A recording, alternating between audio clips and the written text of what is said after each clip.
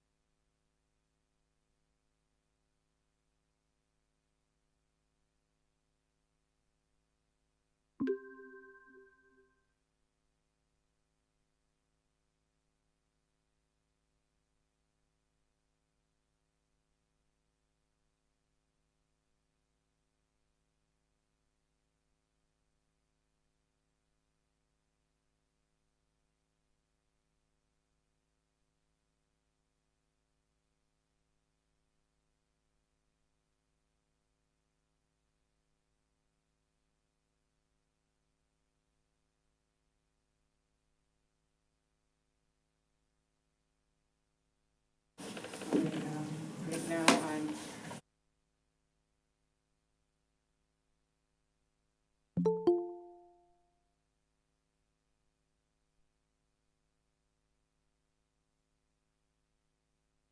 Come back to our meeting, and we are already in open session. The next thing on the agenda is public input, where we want to hear from everybody. We're gonna try to make public input as open as possible, so we get as much input from everybody who wants to speak. And already the board has received a lot of emails, both for and against the going virtual this fall. And so I wanted to read a statement that addressed some of the things we received in email, and then I would like to have Vince read a statement also before we take public input. So my statement from the board is, the Lodi School Board is constantly looking for public input, and over the last week and a half has received numerous emails that are both in support of and against going to virtual this fall. I would like to take just a minute to address some of the items that were in the correspondence to the school board that we have received so far. So everything that this school board does is public. We meet once a month in this regular board meeting, but we also attend special meetings, and we have committee meetings almost every Wednesday night. Every one of our meetings is open to the public. We never meet behind closed doors to make any school board decisions. All email that the school board sends and receives is also public and are therefore available for anyone to read. We do not conduct school board business via email. We do all school board business during our public open session meetings. Over this summer, the school board has been meeting regularly with administrators to try and figure out how we are going to proceed this fall. We have deliberated in great detail over every piece of information presented, every plan that was offered, and all of the many survey data that we collected, including the available health information. Though you heard the board come to a decision to go virtual this fall at our last special board meeting, that decision was the culmination of many long meetings. Every single person in the Lodi School District, from school board member to district administrator, every principal, teacher, and support staff, all want our students and teachers back in school. That's our number one priority and our number one goal. However, it is just not safe to place almost 1,500 children and over 200 adult staff in our 4 school buildings at this time. We will do everything we can to make virtual learning as effective as possible this fall, and we will keep all teaching plans on the agenda as we move forward this school year. The minute it is safe to bring both students and staff back to face-to-face learning, we will do it. Okay? I would also like Vince to do a statement, and then many of the people who emailed us said that we never went over the different plans of going back to school, so we would also like to show you those plans in a short summary. We don't want to go through them in detail, but we want to give them to you so that you have all that information. So I'm going to let Vince speak.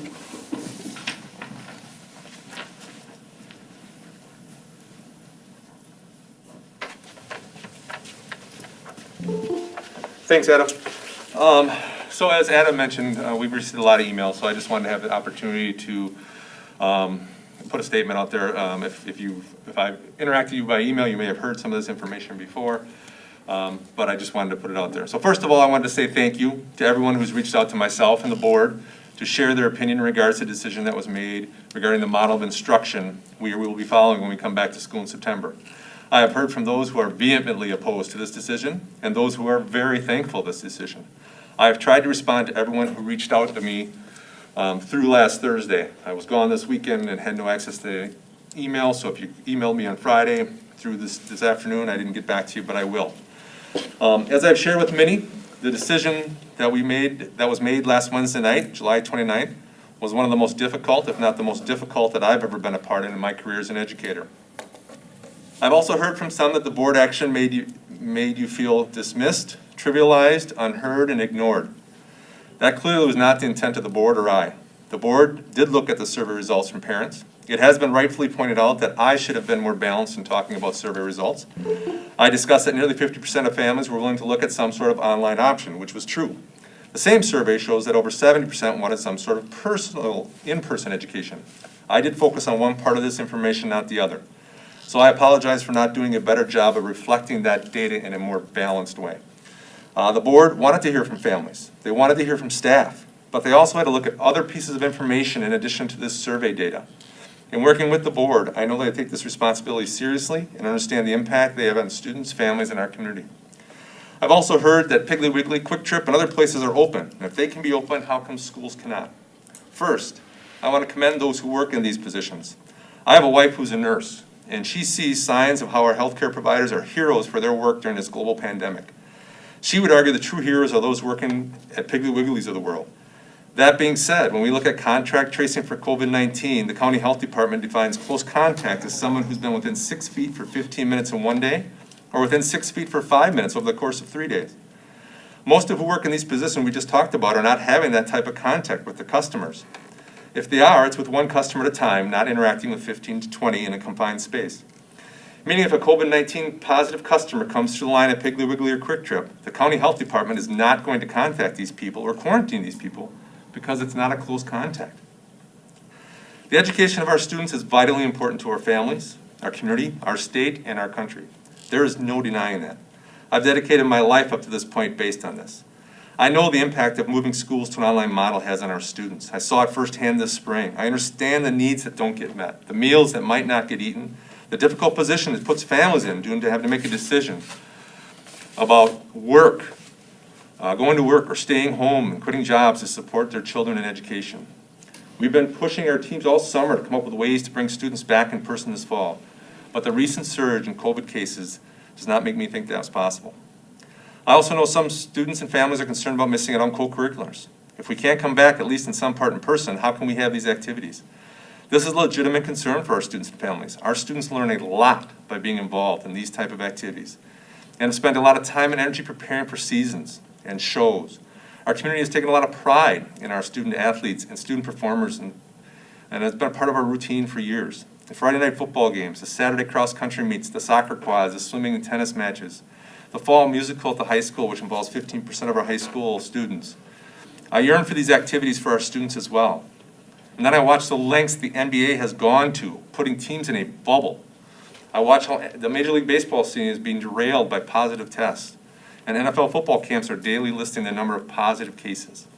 All these leagues have daily or bi-weekly testing. If we are following the guidance of CDC, state, and county health departments and have students in small groups that don't intermingle in the classroom, co-curriculars become very difficult. This decision was hard. The administrative team worked in April and May on doing some after-action review, how we pivoted to online instruction in March. As an administrative team, we developed the pros and cons of 3 different instructional models. We spent time developing the reopening school documents we presented and discussed at the board meeting July 13th. Prior to presenting this to the board, this information was shared with families and staff, and a survey was sent out asking for questions that either of these groups might have about these different models. These questions were gathered and question and answer documents were put together for both parents and staff. The administrative staff also invited all families and parents to virtual sessions, virtual question and answer session, which was held on July 16th. We held another one of these on July 15th for staff, where we answered some of the questions that were submitted and also took questions through Google Meet. The board scheduled a special board administrative retreat on July 22nd, where we dug into each of these models, plus an additional model that was suggested by staff.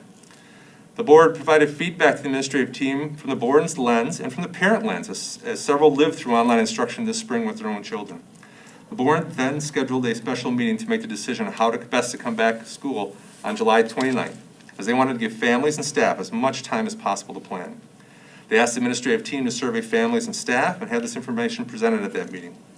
The board then took all that information that had been provided over the last month, looked at the science of the virus transmission in Columbia and Dane County and in the state, and reviewed the new survey data and made a decision to come back in an online enhanced instructional model. This decision impacts me as a parent as well. I have 2 school-age children. I want my kids in school just like you do. I want them to go to class, have chances to hang out with their friends, play football, be in the musical, go to homecoming. It breaks my heart that my son is going to experience what he's going to experience his senior year, and that my daughter will not have a typical 6th grade experience. But as much as I wish and I hope and I pray that this virus will go away, it continues to surge. If we come back in person, I anticipate huge disruption to students' education. What makes me think that? Every year, I've been at school, this is my 26th year in education. Every year we start school and a bunch of our students come down with a cold and pass it around. They pass it on the staff too. In a typical year, students and staff come to school not feeling well and push through. That won't be allowed this year. If you have a runny nose, cough, headache, you're out of school until you can get a COVID test, sometimes taking up to 3 to 5 days, or longer. You may be out. The same will go for staff who have any of these symptoms. This will not be a choice for students or staff. This will be a requirement. We have been short on substitute teachers over the last few years, and we have had many tell us they're not planning on coming back until COVID is under control. When I was asked what I saw as a tripping point the other night by a board member, that is the staffing issue that I was referring to. We know that online instruction is a total disruption to our community. But by the board making their decision, people do have time to plan. If we come back in person, people will need to expect that there will be calls about shutting down individual classes, buildings, or the district overnight, and having to move to online education in an instant, little or no warning. We will find ourselves right where we were back last spring. We are the wealthiest country in the world, and we can't get this virus under control like other countries have. I've heard that too. How come other countries can have their kids come back to school? If we want our schools to open and stay open, it's time for us as individuals and as a state and as a country to not only take proactive measures to protect each other as well, but to engage our state and national leaders to provide leadership needed to get this under control. As Dr. Jha, the director of Harvard Global Health Institute, has shared, we don't have a national plan. We have left it up to states, who have in turn left it up to individual cities and towns. We can't have pandemics fought by individual cities, towns, and school districts. As long as we continue to fight a global pandemic at the local level, it will be difficult to have students back at school consistently until we have a vaccine. As I've said many times, this was a very hard decision. I've heard from people who are mad and frustrated. But I've also heard from parents and families that are thankful and appreciative. The board was in a no-win situation, People shared that before we made the decision. They know that in their heart they're in a no-win situation. And the board did what they felt was in the best long-term interest of students, staff, and families of our district. As I stated in the meeting on July 29th, one of the greatest things about this community is people don't take their ball and go home when a decision doesn't go their way. We as a district stand ready to move forward with the plan the board has approved. If that changes, we will be prepared to move forward with that plan as well. Thank you. Thank you. Okay, so we'll now go over the three plans, correct? Yep. Okay, so we're going to go over the virtual plan and the blended plan and the face-to-face traditional plan. So that people will have that information also.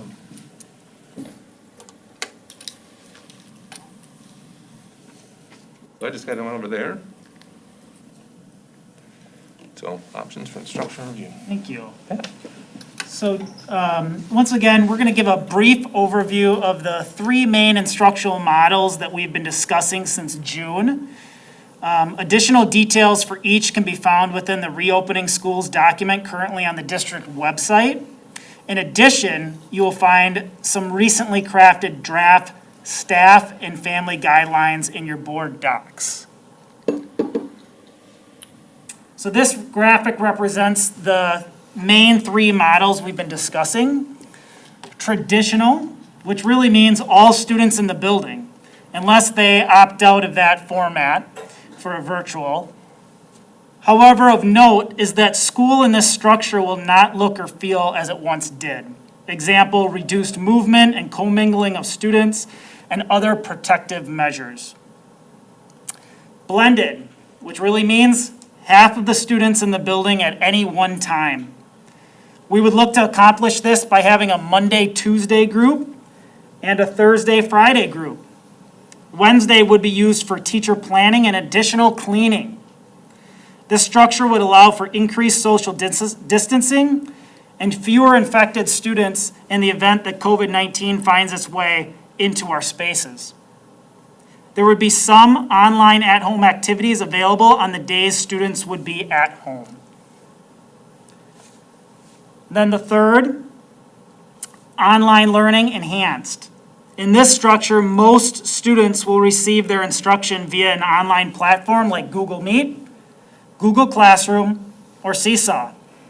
Enhancements come in the form of increased live instruction, recorded mini lessons, live small group, and one-on-one opportunities with the instructor. In addition, in this model, we would begin to look for opportunities to bring in some student groups for additional support within the building. We would like to start with students with disabilities or language barriers. These are students who currently have individualized education plans or English learner plans, ELPs. Now, as of the July 29th board meeting, we received direction from the board to plan for a fall 2020 start of online learning throughout our various levels. And we'd like to highlight some of those details for you now. As a reminder, these details can also be found in your board docs.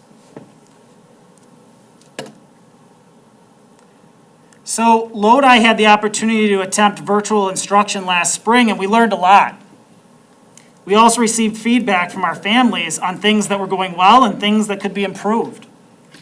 The following slide highlights some of the themes we considered during planning for the online model. Mr. Brining, is this what you'd like me to jump into? Am I okay with this? Okay. So what we heard from families. What we heard from families in regards to online instruction. Additional live opportunities. Our students need to have the ability to interact with their teachers and peers each day. Recorded instruction. Our students need the flexibility to watch instructional mini lessons when it fits their family schedule. One-on-one support. Our students need consistent opportunities to meet with their teachers for one-on-one support within that online virtual model. Accountability measures. Our students need the feedback the grades were providing before the pandemic. Structure, our families need a coherent, clear structure. Communication, consistent communication from the district and educators is vital to keeping our students engaged and learning. So all of these elements you will find referenced in your online instructional guidelines in the board docs. So next, if that's the direction you'd like me to go, Mr. Breining, we are going to kick it off to our principals to talk about sample online student schedules and structures. And we'd like to start with Amy Fossbender and Mike Pisani for the primary and elementary level. Hello everybody, I'm Mike Pisani, I'm principal at Lodi Elementary and OSC. I'm speaking on behalf of Amy Fossbender. We discussed this morning that it would probably be more efficient for one of us to speak since our plans are fairly similar. I'm going to start with an overview of slide number 11, and then slide 10 has a hyperlink that we'll go back to. But before I do that, can everybody hear me okay? Yes. Yes. Awesome, great. So the overview of slide 11 that you're looking at gives a little bit more meat to the bones that Dr. Carls just talked about of what we heard from families. So if you look at the very top box, it talks about each class will have a 30-minute whole group community building meeting daily. So that is the interacting, face to face, so that kids and staff can see each other on a daily basis. Then the next box is talking about the specifics of recorded instruction. So that looks like 15 minutes, 10 to 15 minutes for recorded teacher lessons in literacy, math, and writing. And then specialists will also record instruction as well. And those will be 10 to 15 minutes then with additional time for the students to complete activities. A major component of the enhancement that we reworked for this upcoming school year is live small group meetings. So there will be, each student will have 30 minutes per Monday, Tuesday, Thursday, or Friday. And it may be literacy or it may be math. And if I'm losing anybody, I'll go into a sample schedule here in another minute and a half or less. So there will be opportunities for small groups so that students and teachers are interacting daily and able to give that feedback and support that instruction. Because we did see that during the course of the year is that as we went on, sometimes when kids disengaged, when our staff was able to reconnect with them, that was the tipping point for some students to get re-engaged. Then there will be still some live office hours and individual student outreach. We also have social emotional learning. You'll see it in many of the documents referred to as SEL. So that stands for social emotional learning, how to make sure kids are still learning the lessons that they would in brick and mortar about being a friend, about self-regulation, about self-awareness, about effective problem solving. And so those lessons will go on, but then also adding that layer of how are you personally doing in a pandemic? Are you using strategies that we would teach you or are teaching you to help manage your emotions and regulate those emotions? And if you're having a hard time with that, who can you talk to help? Can it be a school person? Can it be a family person? Can it be somebody outside as well? And then the last part is the student catch-up day, which is on Wednesdays. So that will look similar to what we did last year when we would have, last spring we had Fridays, periodic Fridays, where they were student catch-up and collaboration. Families shared that they did appreciate having that time where there wasn't anything new, and also then our staff could reach out to certain families or kids if necessary. They also had time to collaborate on the instruction that they were delivering. Now, if the person running the PowerPoint could go back into slide 10 and click the hyperlink, I would appreciate it.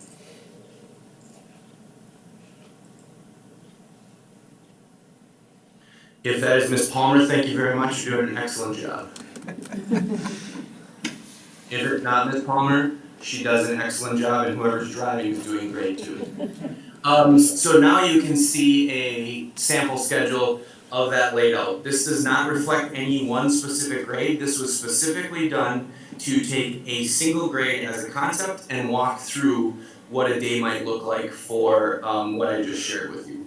So conceptually, from 8 to 8:30, that community building meeting would happen live. It would happen Monday, Tuesday, Thursday, Friday. Again, Wednesday is that collaboration catch-up day, so there wouldn't be that community meeting.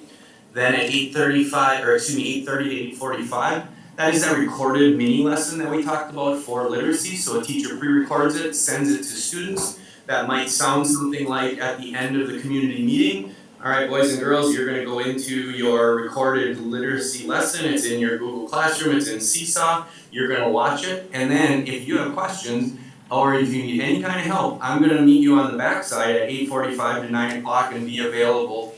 What we identified is we wanted to build even more safety nets than we did in the spring to try to keep kids from straying or getting disconnected or falling just out of the learning channel. And so what we also found was that office hours were intended to do that, but kids weren't engaging in them as much as we had hoped. So we needed to retool those. So there's a couple of these 15-minute blocks where staff are available to try to get kids connected. If they start to see that kids are not connecting or not doing those things, they can schedule time with those kids in there. But it's intended to be a very quick hit, work through some of the technology issues, answer some content-specific questions.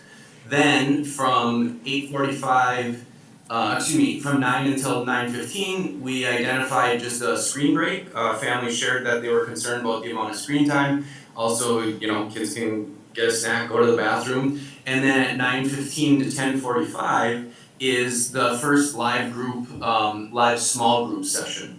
So that would look like a teacher meeting with a small group for 20 to 30 minutes. The other groups, there would probably be about 4 per classroom. The other groups would then be working on tasks related to the literacy assignment, or could be doing some of the gym, art, or music assignments. Then as you go down to 10:45 to 11:15, writing. So again, there's a recorded mini lesson, and then kids are completing the activity, and there can be live support in there, but it is not specifically scheduled right in there because we're also trying to make sure that we're managing bandwidth and giving families the opportunity to not max out systems, and that we've provided various check-in points so that we can keep kids connected. Then obviously you can see a lunch. And then math is very similar. So there's a 15-minute recorded lesson. There's that 15-minute then safety net period where teachers and students can connect. And then there's small group time for that hour where 2 additional groups would have time with the teacher. And then they would be working on class instruction, math instruction. And then at the end of the day, there's science, social studies, and 16. And there may be individual support provided by the teacher that's pre-scheduled. So that is my summary of the primary and elementary schedule. Thank you. Thanks, Mr. Pisani. So if we go to There we the go. next slide. There we go. And then we have middle school with Mr. Mr. Prusik. Prusik? I am here, Joe Prusik, middle school principal. If you want to open that link, please. So what you are looking at is actually a sample 7th grade student schedule. And kind of like Mike mentioned earlier, this is just an example. It would be different based on each student. However, we do plan on building a custom schedule for every student at the beginning of the year. This is something that parents asked for. The class times and the expectations will all be laid out. So that'll kind of either be done probably the first week of school. Our homerooms plan on meeting with families and students individually, and we will go through that. But I do want to share a few highlights of the middle school schedule and things that we changed from the spring. First off, on Monday and Thursday, it is live instruction in language arts and math. And then asynchronous, or activities that do not need to be completed at the same time, with recorded instruction and small groups, activities in science, social studies, specials, and PE. Wednesday, like Mike mentioned, is a catch-up day and a day to individually meet with teachers. And then on Tuesday and Thursday is live instruction in social studies and science, with asynchronous activities with recorded instruction in language arts, math, specials, and physical education. So along with the live homeroom time, Mike touched on it a little bit, where there'll be a strong social emotional focus. Students will have a minimum of 3 opportunities per day to interact with their teachers and peers in a live setting. This was something that parents and kids asked for, and this is obviously much greater than we did in the spring. Time is built into the day for students to receive one-on-one help if needed during live office hours or other scheduled times is available. And we also have implemented some communication changes, something else that parents and guardians asked for in the spring. So they have a clear understanding of what's expected from the kids on a daily basis and a weekly basis. We are going to move to a traditional grading system while continuing to focus on providing quality student feedback. So those are the highlights and the changes from the middle school model. I can open it up if anybody has any questions. Right now, we're just doing an overview, so. Thanks, All right. Mr. Prozik.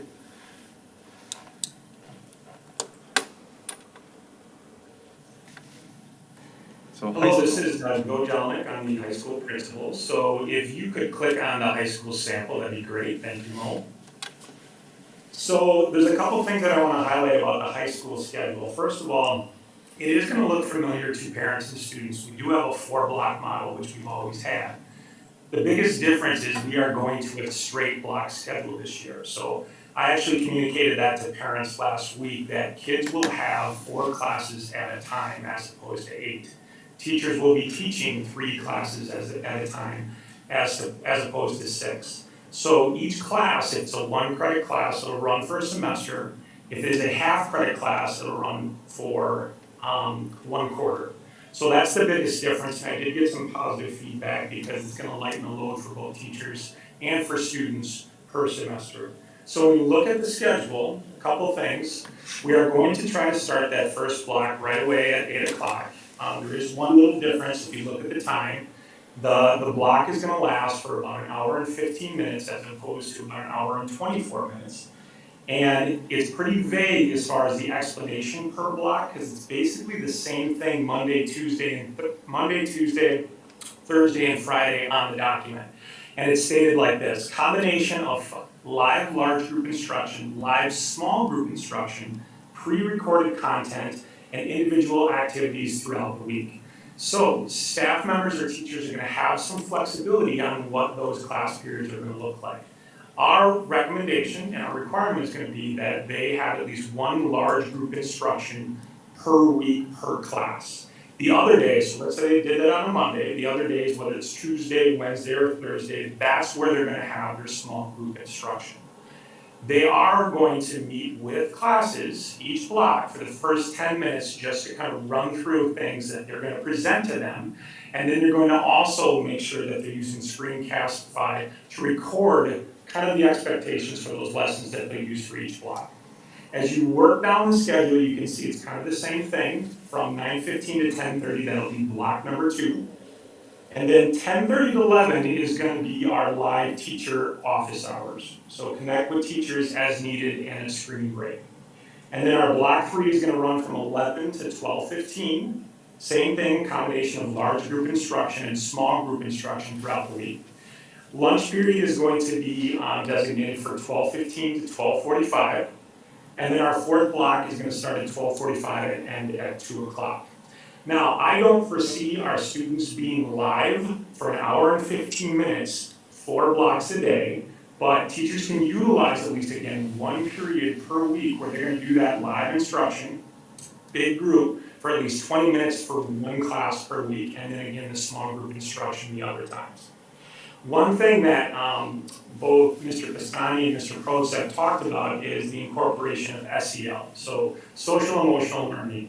For the high school schedule, we have that slotted near the end of the day. This is flexible, so we're still kind of thinking about whether we have it at the end of the day or possibly at the beginning of the day.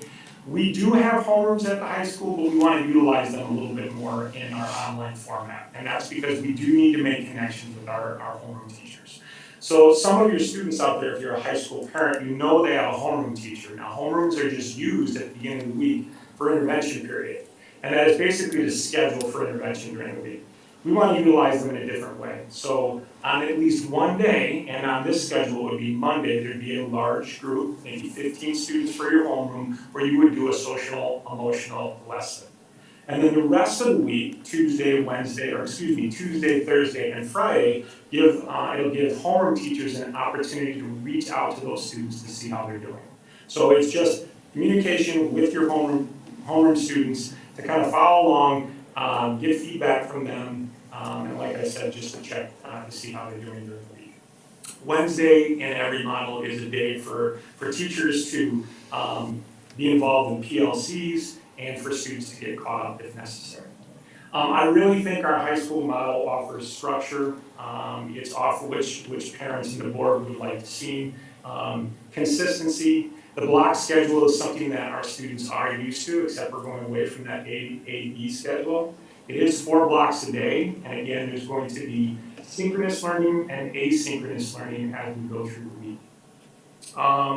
It does give opportunities for students and parents 1 hour a day during those office hours, but also during their prep period. So out of those 4 blocks, our teachers do have 1 block where they have a prep period where they can engage with parents or with students if necessary. I think I've pretty much covered it all. So again, if we have questions later, that would be fine. Thank you. Thanks, Mr. Jelnick. Okay. You're welcome. Okay. Is that it, Brett?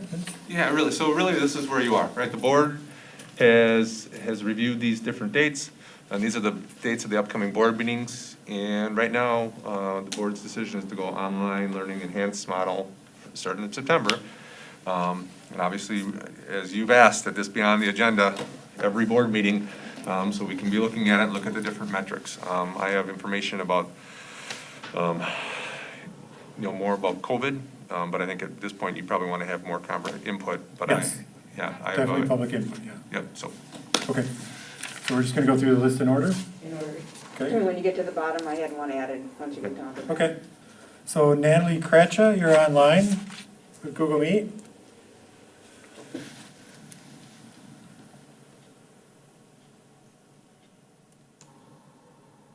soon as we switch out. Yeah. Natalie, are you out there?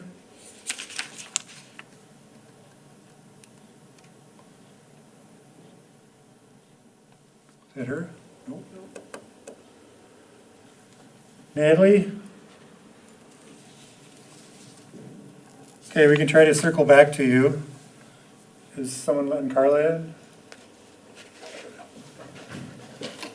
We're ready for Carla.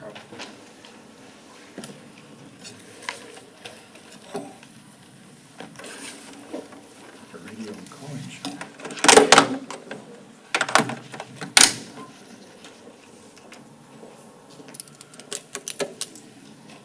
Stand where? All right, over there, Carla. Yeah. Thanks. First off, I'll tell you that it's rare that, So we should introduce ourselves, so people Okay. know who's speaking and, yep, okay? I'm Carla Faust. I'm a parent and a community member for Lodi. I had a prepared document, which basically you guys just held a board meeting prior to public input and pretty much covered everything, and it sounds like decisions are pretty much the same. So my public input's gonna feel a little counterproductive at this point, but I will go through it nonetheless. After the announcement was made that you voted unanimously to move to virtual, my sons came to me visibly upset and implored me, what can we do? They wanted to be in school, learning face-to-face with their teachers and their friends.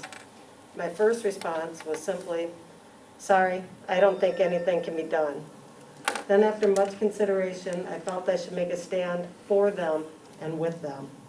I started by reaching out to each board member to express my disappointment and decision to move to only online for first quarter 2020. From there, we decided on the student protest and an online petition to garner support for possibly opening this discussion up again, knowing full well it was probably a futile exercise, as I think was just presented tonight. As of today, the online petition has 453 signatures and 96 comments asking for reconsideration of hybrid learning at a minimum. I sent each board member the link today. Basically, I'll kind of step aside my point here, but the one comment I really do want to hammer home is that I need to defend the student protest because of the abuse that garnered online and social media with this community. If you are a school student, you don't check your constitutional rights at the schoolhouse doors because the school board voted on a topic that directly impacts you, the student. Students have a voice too. We ask that they use it in a respectful, peaceful manner. It was a learning experience. Many of these students will be 18 and voting soon. We discussed the importance of choosing a message that most articulated the message that they wanted their community to hear. We had great conversations about ensuring that their message was respectful of our teachers and of our community. Their signs were directed at the student wanting to be in the classroom. Signs that I saw: teachers are essential. I don't learn online. We need face-to-face learning. Mental health is just as dangerous as COVID. We love our teachers and our students. Let's work back to get back to school. You may ask what happened from both of these tactics. Well, we found out quickly how standing up and expressing your opinion makes you a target, and we were bullied online. From some teachers, no less. In fact, one former teacher posted on social media that the protest and online petition shows that we do not support the teachers, and we were bashing them at a student-led protest. I cannot begin to tell you how disheartening this was. Let's make this clear. Teachers are our largest asset in our community, and safety for both them and our students is paramount in our minds.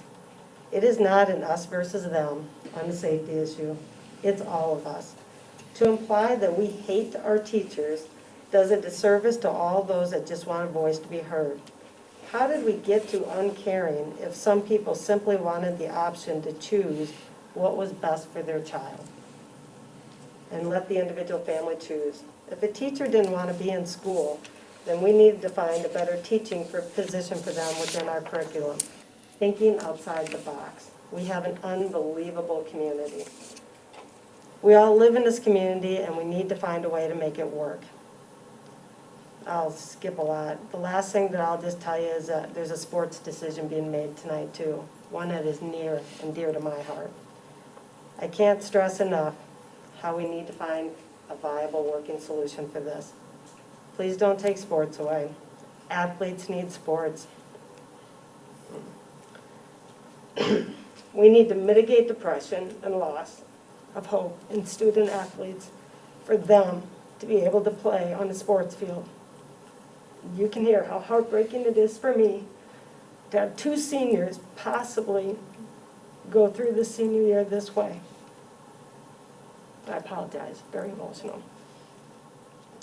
AAU basketball, softball, baseball, and other sports are currently being played all around us. I ask that you consider not doing it to us. I'll leave with, just because we have differing views on this topic does not make us hate our schools or our teachers, and doesn't say we don't want to support you.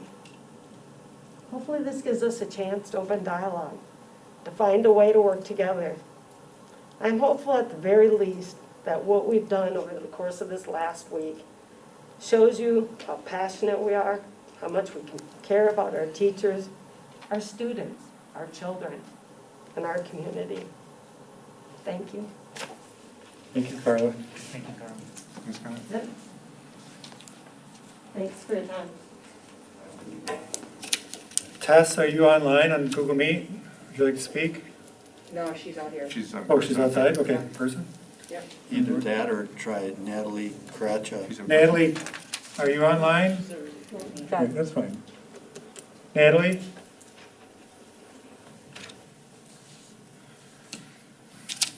Tess, could you come a little bit further forward and just introduce yourself? And Sure, my name's Tess Carr, I live in Oak Cave, and I'm here tonight to, first of all, say I appreciate what Carla said and the spirit in which she said it, and I think that her comments were full of love and reflect the caring that all of the parents and educators feel in this community. And I also wanted to express appreciation to the board for the very hard decision that they made last week, and the seriousness with which they considered it, and respecting the fact that I know they nor any of us wanted to make this decision or be in this position, and that it is heartbreaking on many levels. I wanted to show the board support and appreciation for the decision made, especially the fact that they included consideration of the data and the numbers, and they are concerning, as we all know. A study was just released by the American Academy of Pediatrics that showed 92,000, I think, children tested positive for COVID in America in the last 2 weeks of July. So we know children do get it. We know they transmit it. There are recent studies that show they transmit it as well as, if not better than, adults. And we also know it's a dangerous disease. We know it's not the flu. For example, in the entire year of the 2018-2019 flu season, I think 42,000 Americans died of the flu, whereas in about 5 months of COVID, I think we're at 162,000 deaths already. So it's not the flu, it's more dangerous than the flu. We appreciate that the board is recognizing this and taking it seriously. I also wanted to say that I think a lot of us respect that the education provided and safety aside and health aside, even if we were willing to take risks, which intelligent people bring all kinds of intelligent arguments to this. And I respect the arguments and what Carla said about listening respectfully to each other and solving this as a community. I appreciate that. I do hear, it resonates with me that it would be very difficult to provide a quality online education or a quality fully in-person education if we were split between the two and dealing with unexpected circumstances like staffing shortages and teacher outages and extended student absences with the cold and flu season coming up. So I appreciate that the board considered that and is trying to give us the best education possible under the circumstances. I see all the thought and care that's gone into that, so thank you for that. And finally, I just want to acknowledge that, as we know, this is temporary, this will pass. It's not easy in the meantime, but it may pass sooner or later than we think due to evidence coming in. And thank you to the board for considering evidence as it arises. And I know there are a lot of school districts around the country solving this problem in different ways. And I certainly wish that all of them have successful and safe stories. And I appreciate that Lodi is going to be able to benefit from the data coming in from around the country and update their decision as that information becomes available. So there's a lot of factors to consider, and thank you for considering them all with your serious inquiry. I heard that last week in the meeting, and thank you. That's all. Okay, thank you. We appreciate your time. Thank you. Madam Natalie is now on. Natalie, would you like to speak? I also appreciate both of the prior speakers and what they had to say. I'm Natalie French. I've lived in Lodi for 21 years, and I'm a fifth grade teacher at elementary school, starting my 16th year in the district. And I've had 2 kids graduate from the school district. And I just wanted to thank you for the difficult decision that you had to make. It was really a no-win situation for anyone. And I just wanted to express my support for the decision that you made and how difficult it must have been. Thank you. Thank you, Natalie. Randy Skellinger, are you online? Yes. Would you like to Can speak? you hear me? Yes. Go ahead. Okay, great. So my name is Randy Skellinger, and I'm the head middle school cross-country coach as well as head high school track and field coach at Lodi High School and Lodi Middle School. I just want to thank the board and Vince for helping guide the district through the unprecedented time and taking feedback from the community as well. You're all appreciated regardless of the decisions that are being made today, so thank you. As a coach who has a passion for all sports and all seasons, I want to see what's in the best interest of the student athletes as well, both on and off the field. After losing a spring sport and getting a modified July season, it's clear that all kids are hurting by the loss of school and the loss of sports seasons in general. Having a positive outlet for learning both in the classroom and in the field of sport has enormous benefits both mentally and physically for the kids. As a fall and spring sports coach in the district of Lodi, both of the sports that I coach are considered low contact and low risk. And I believe that a modified approach to this fall sports season is a possibility. If we're allowed to practice this fall for cross country, tennis, swimming, and I know girls golf isn't offered, but that is another low contact sport as well, as determined by the WIA. As a coach and or teacher, my classroom is outdoors, and most of our practices take place in socially distanced environments and settings. In talking with other fall coaches, there seems to be somewhat of a unanimous support for modified seasons in which low contact activities have an opportunity to practice and compete this fall. And high contact sports would also be happy, but if they can't, obviously a modified season in the spring is also a potential possibility. As a spring sports coach, I find it acceptable to shift my season into May and June rather than having March, April, May season, which is normal for us, because it puts us in a position to reclaim some of the other lost sports seasons that could be lost this fall due to COVID. However, with the low contact sports of the girls tennis, girls golf cross country, girls swimming, I feel we can collectively work with the WIA and the district to create creative solutions to training and competition in a safe and effective manner this fall. And you have 100% support from those low contact sports in proceeding if that's deemed possible by the district. Additionally, low contact sports have been able to prepare for fall season during summer months already due to the nature of their sports and the ability to social distance as well. Kids and families would appreciate the support of the district in allowing for the proposed option number 4, which Athletic Director Sue Mefford will present later.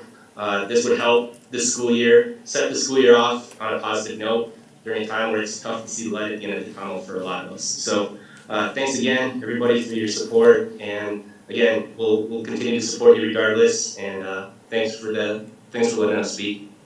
Thank you, Randy. Thank you. Maggie Zorb, is that how you say her name? Yeah, that's how you say it. Yeah, perfect. Good. Hi, Maggie. So thank you. Hi, thank you for allowing us all time to speak. So first, I know it does come up that everything is all set for online learning, but I do ask for reconsideration of an all virtual model based on the data that our own Lodi district-wide survey results, in conjunction with the CDC recommendations, stated.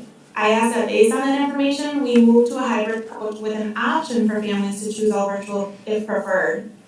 As for the data, I'm going to focus on the numbers from LMS that were provided in the previous board meeting, but when looking at it, all 4 schools had similar results.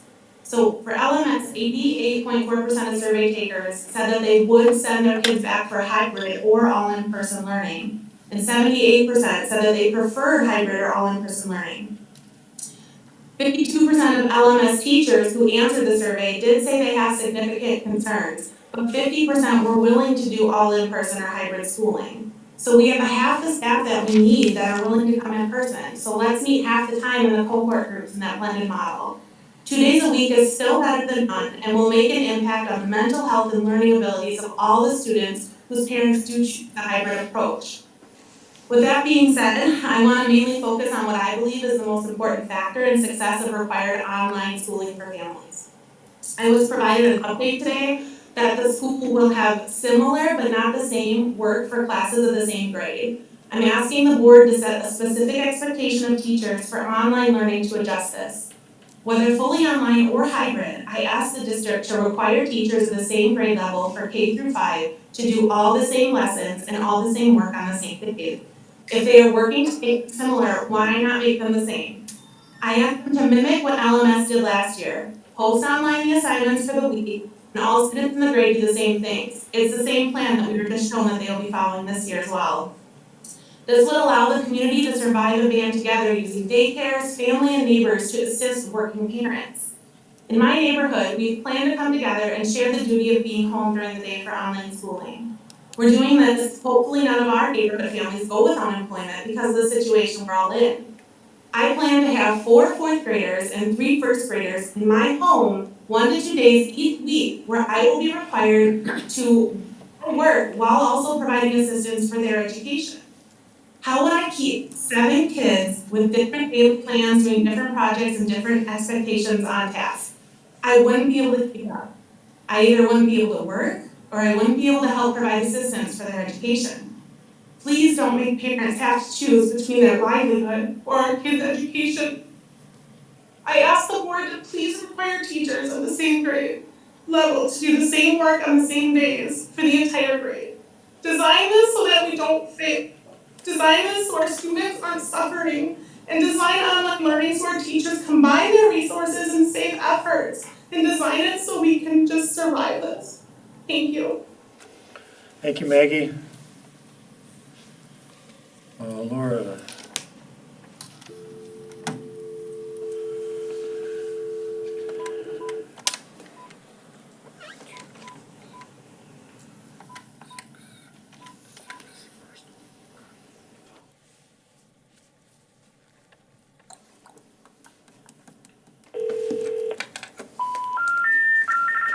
You must first dial a 1 or 0 plus the area code when calling. Said you didn't have to do that. Depends on what number you dial. Sorry. 8192021. They were calling back. Thank you.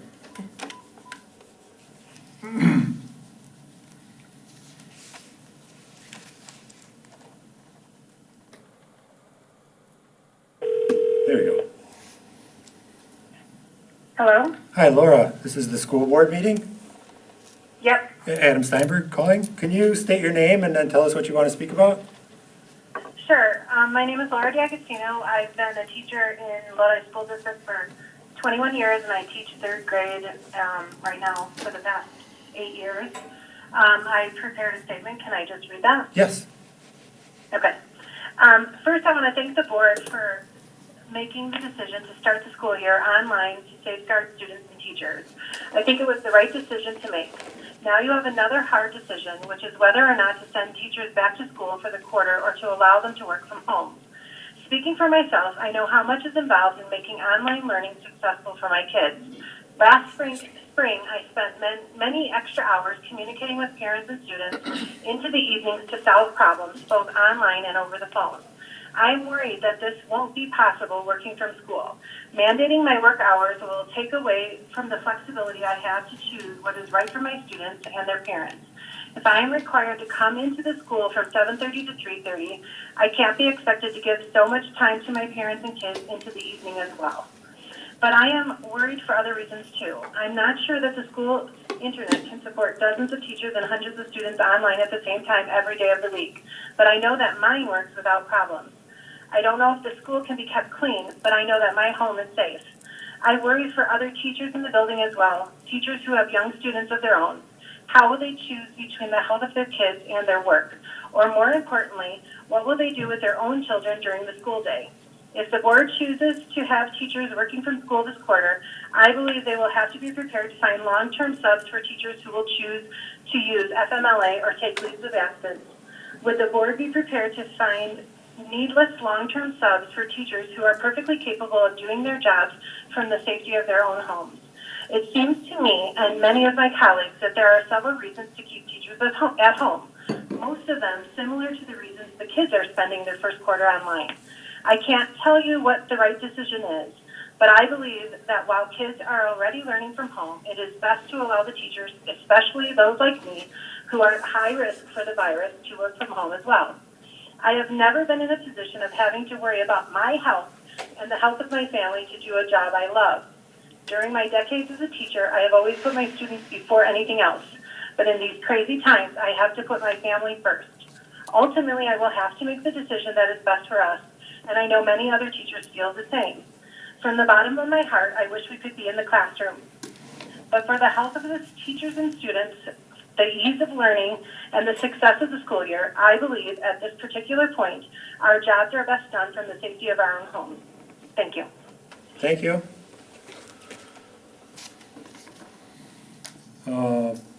Paul Radspinner, are you online, Paul? Yep, Okay. I'm here. Do you hear me? Yes. Could you great. state your name and then tell us? Okay, I'm Paul Radsker, and I've lived here in Lodi for 6 years. I'm a parent of an 8th grader and a 2020 graduate, and my wife is a teacher in the Lodi School District. I also just happen to run a vaccine company that's currently working on a COVID-19 vaccine. So I'd like to bring a bit of that perspective in my comments.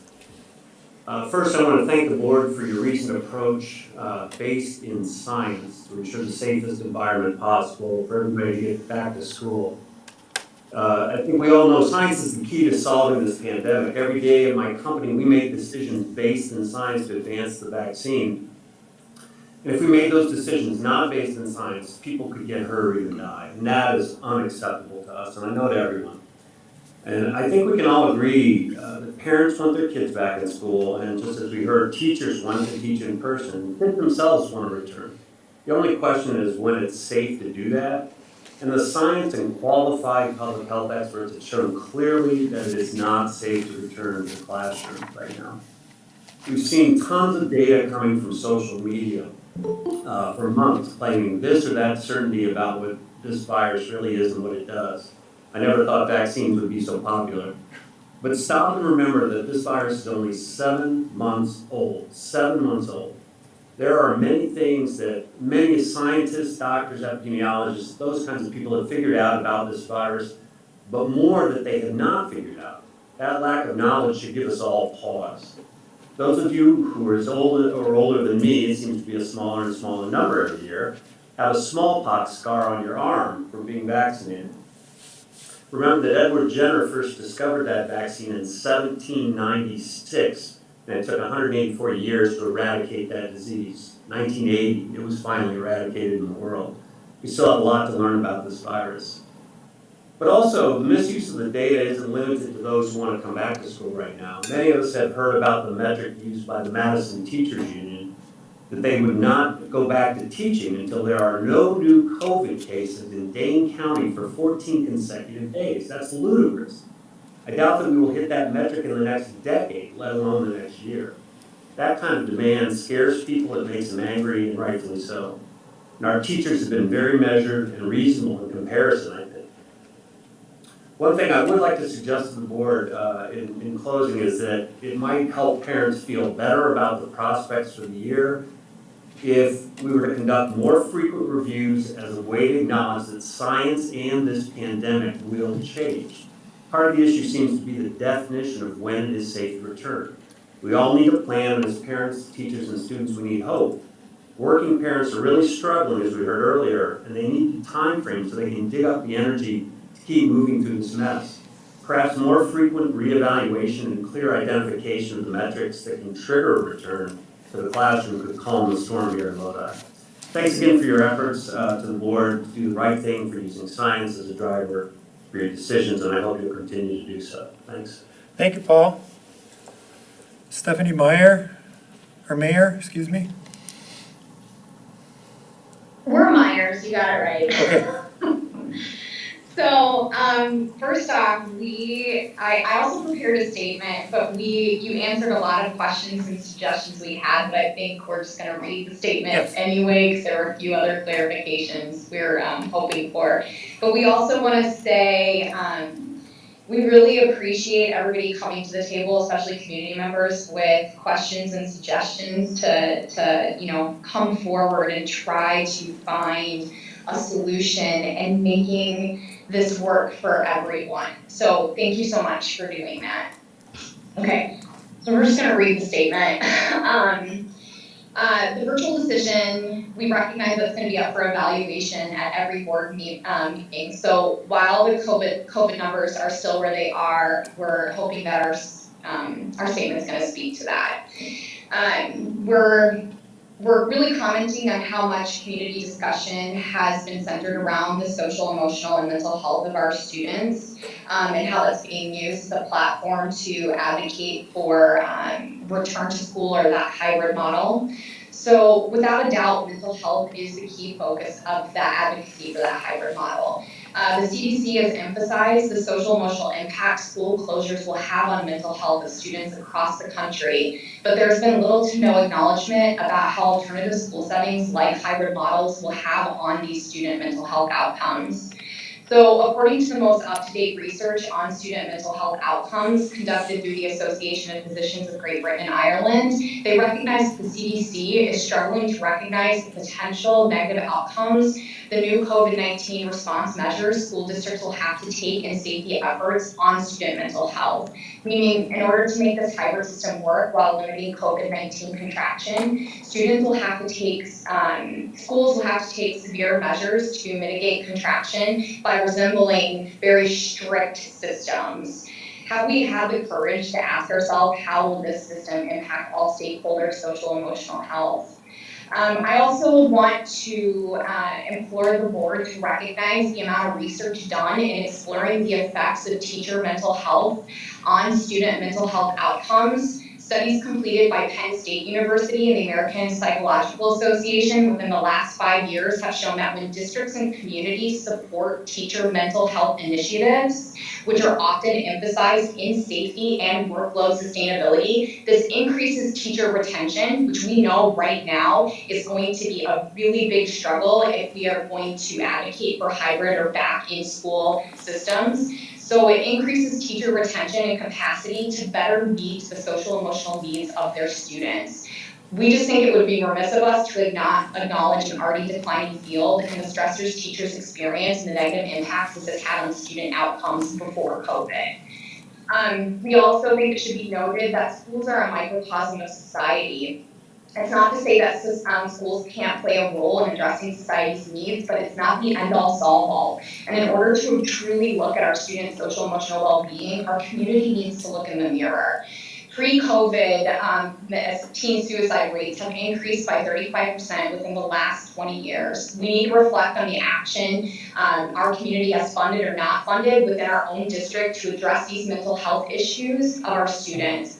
So, for example, Lodi currently has 1,500 students in the district. Wisconsin DPI recommends 1 social worker for every 400 students. Lodi has 2 social workers. That's a ratio of 1 to 750 students. The National Association of School Psychologists recommends that we have 1 school psychologist for every 500 students.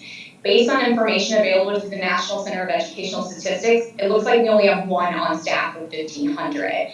And guidance counselors' recommended ratios are 1 counselor for every 250 students. Based on that same data, we have the equivalent of 3.6 FTE school guidance counselors on staff, making our ratio for counselors to students 1 to every 416 students.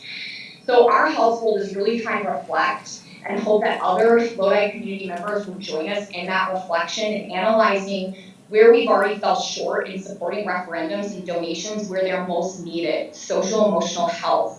By approving a hybrid model to start the year, we'd be asking an already stretched system to a breaking point, which will result potentially in further deterioration of student mental health.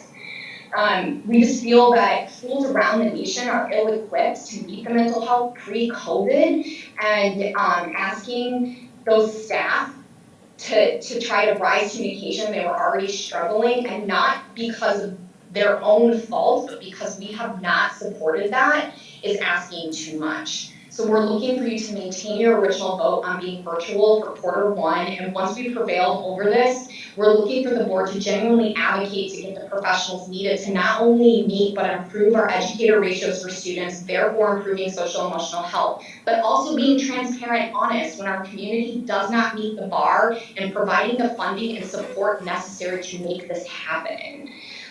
Thank you for giving us the time to do this. We really appreciate everybody coming to the table and hearing all those diverse opinions. It's going to really help us come together and forward as a community. So thank you. Okay, thank you, Stephanie. Can I say one thing, or no? Really shouldn't, because we. Okay, keep This is going, public sorry. input.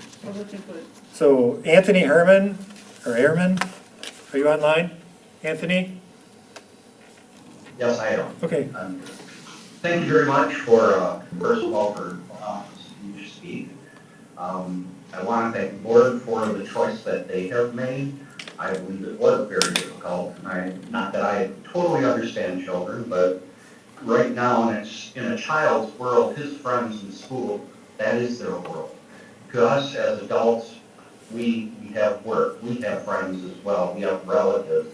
Children only understand their other friends, yes, their parents in school. And so we're taking some of that world and we're totally changing it. So it's very difficult for children, and I totally understand that. But I also understand that COVID is a very dangerous disease. I really appreciate the fact that several people have already brought up the fact that there are vaccines coming. We've got to hope that they will get here soon. But again, when you go to third phase trials and you're talking about 30,000 people that you're testing, yes, we can run that through fairly quickly. But again, don't expect that to happen by tomorrow. Furthermore, what I would like to just state is, rather than just going, I totally agree with virtual right now. I think that before you go back to face-to-face, you should go from virtual. This is a suggestion that I think you go from virtual to a hybrid, from a hybrid, then to face-to-face. Don't jump from, I would really think you should not jump from virtual right back to face-to-face. I would like to bring up the fact that not too long ago, North Baldwin High School in Georgia made the news because of a certain young lady who took pictures. That school now has 6 students and 3 staff members who have tested positive. That school will be closed on Monday and Tuesday so they can clean the school. Why? That could have just created additional chaos for students. So before you make decisions as to go back to face-to-face, I think the school board really needs to look at, and all of us need to look at, do we really want to do this or not? Because I think, just like opening things up, we are seeing spikes again, and I hate to see that. I hate to be the bearer of bad news.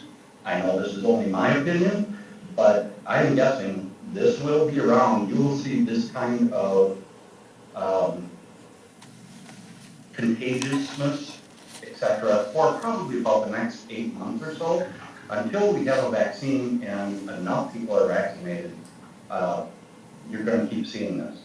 Last but not least, I want to make mention that we also need to think about what we call comorbidities or other parts of our health. There are children who have asthma. There are adults who have other comorbidities, who have had maybe a valve replaced or other issues with their health. These people are more susceptible to this disease. And it makes it a lot worse for them once they get it. I would hate to see a teacher take it home to her husband. I would hate to see a child take it home to his grandparents who are watching. So again, I would really appreciate the fact that you take, and I know you have taken it very seriously, but again, continue to take that very seriously. I would not want the school board to make a decision, and I would hope that everybody out there is thinking about this, by going back face to face.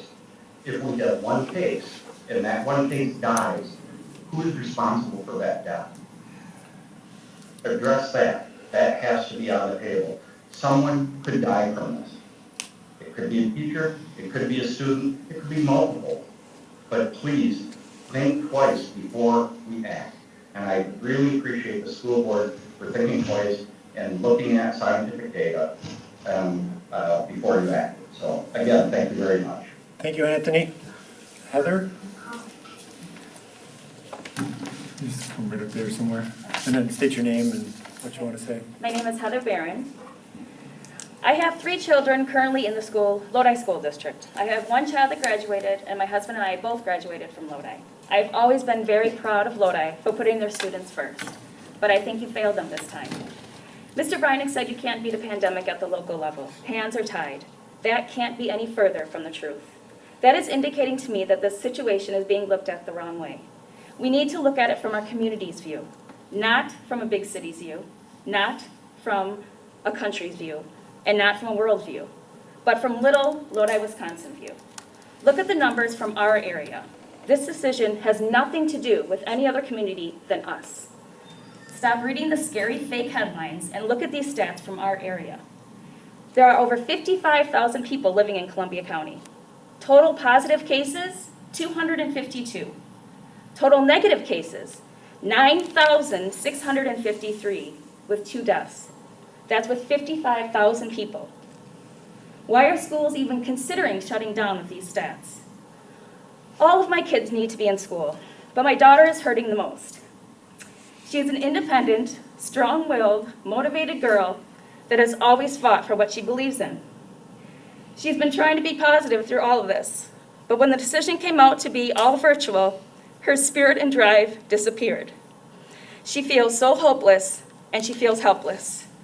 She's been trying to put on a brave face in public, but it's not good at home. She needs to see her friends. She needs to go to school activities.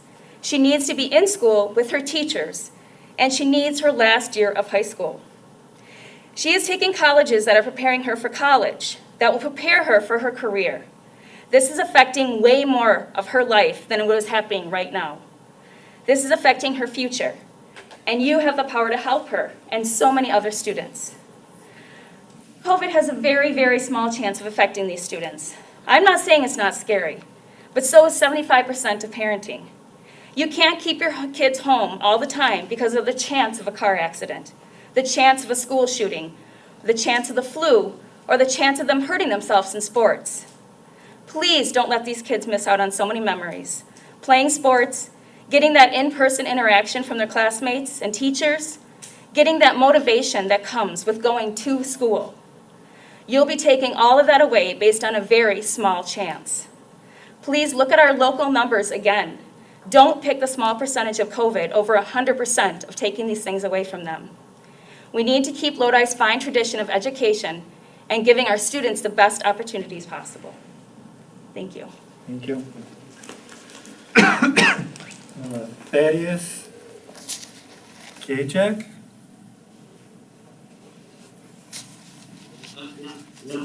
Okay. Thaddeus Gajek, I have 2 children in the school district, and they are both currently attending the summer school program face-to-face, and they are not sick, and they are not dying, they are fine. I think it's absolutely ludicrous that this board will not even consider a K-2 or a K-3 model, and I'm going to keep it very brief. I hope you think about all the people you put out of work so that some of your teachers maybe might not get sick. Thank you. Thank you, Thaddeus. Steve? Jason, is Steve there? Steve Connor. Yep.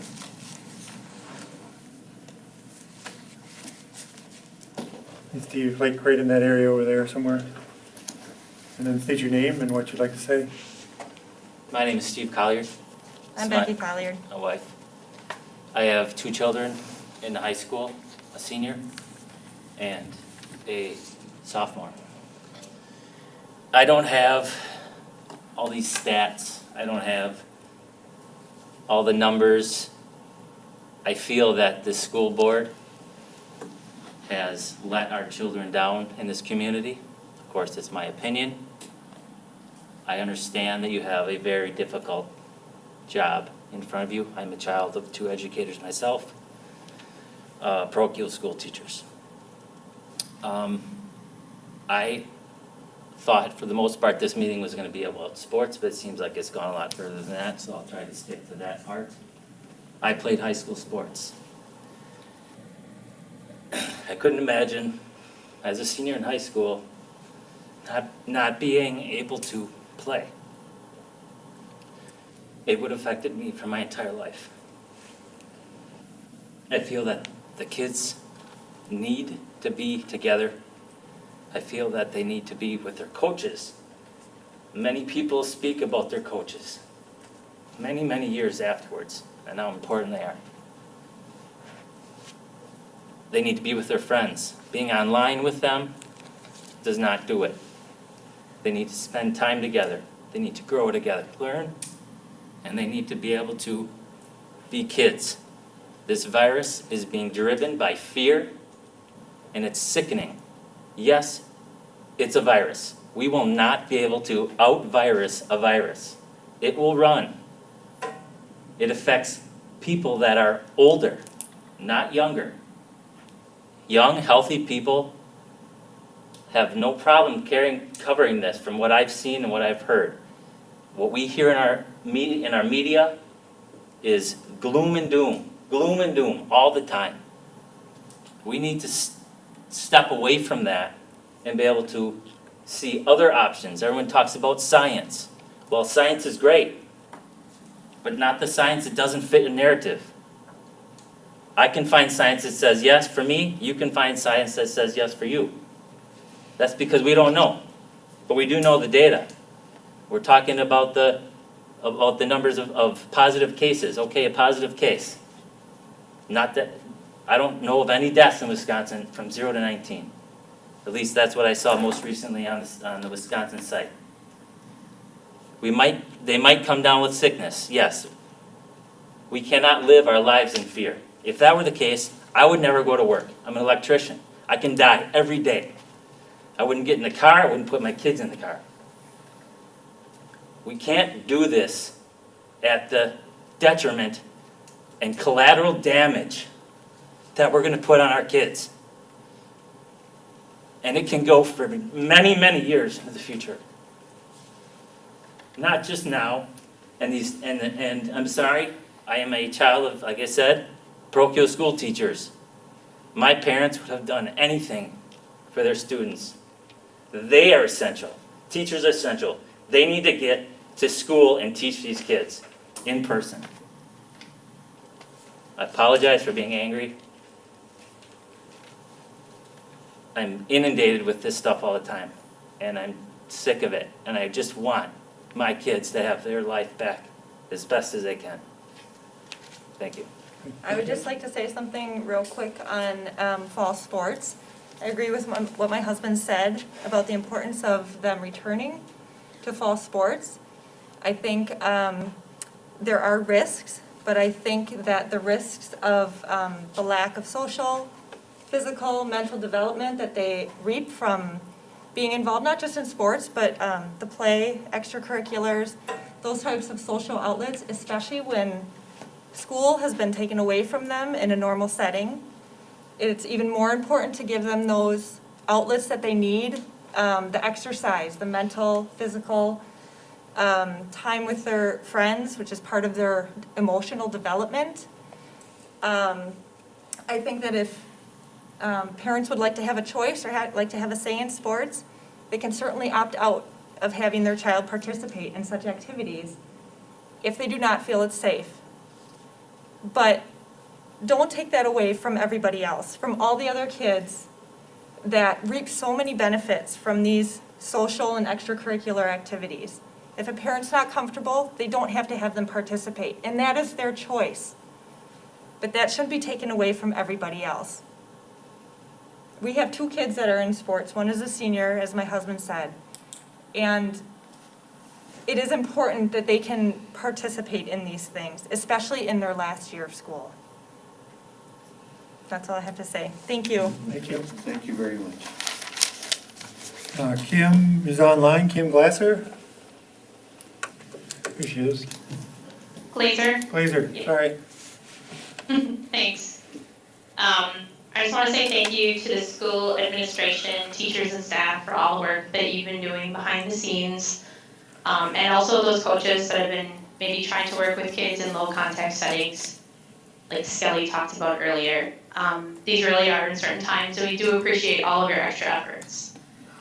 That being said, I would personally just like to express my disappointment at the school board's decision for kids to start the school year online only, especially after reading the survey results in the Lodi Enterprise. Of course, I did answer the survey, and we all had concerns to varying degrees when the survey was sent out, but for me personally, that certainly didn't mean that I wanted online instruction only, and that I thought it was an insurmountable task to open the schools safely.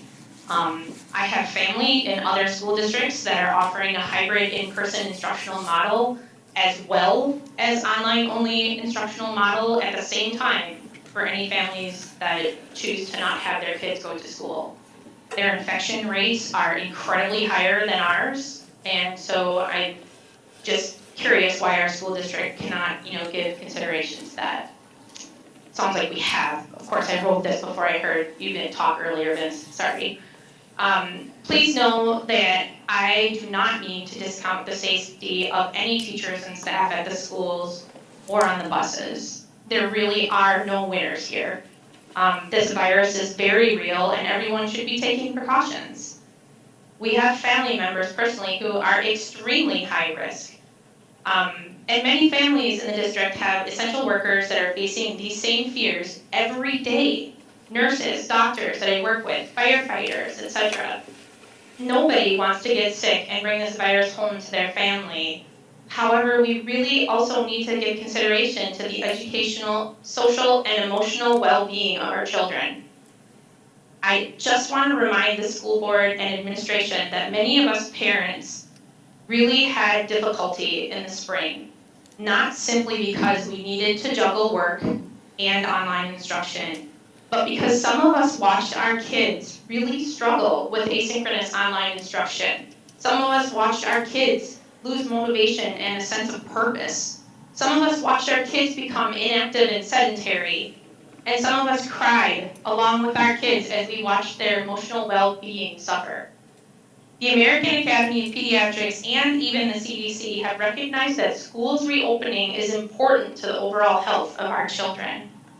And when positive cases are actually starting to trend down in Dane County, how can we not give that guidance more consideration? On a final note, this is my optimistic ending, and try to laugh here with my humor, okay? I'm optimistic that the online learning experience will be much improved since closing in the spring. If my alma mater could use virtual learning to teach various classes to co-op students over cable TV 25 years ago, I think we can definitely provide a better experience for our children today. We owe it to them. Thank you. Thank you, Kim. Melissa, I got a call.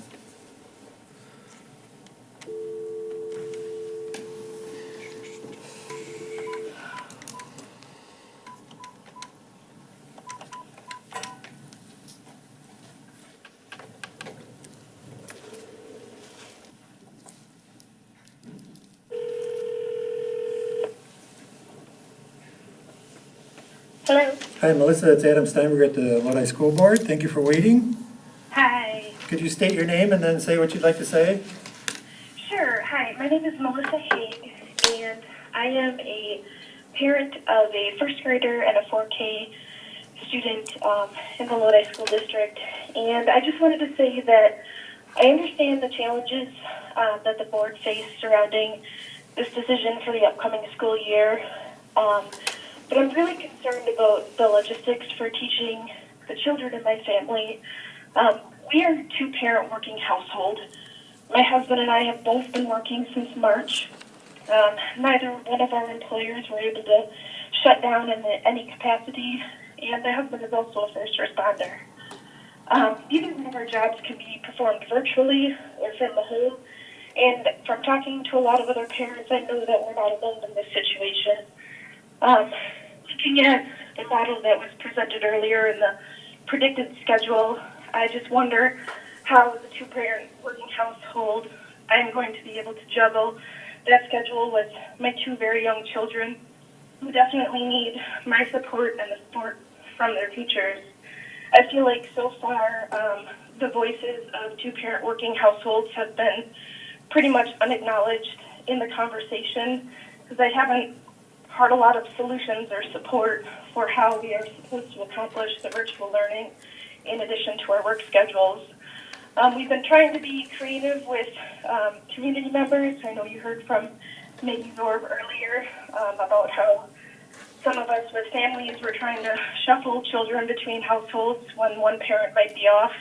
And so I'd just like to echo and amplify support for her suggestion that in the K through 5 models, that the curriculum be somewhat standardized and the same amongst all the classrooms so that if there are those of us who are teaching multiple students at one time in one grade level, that we can at least try to standardize that amongst the students.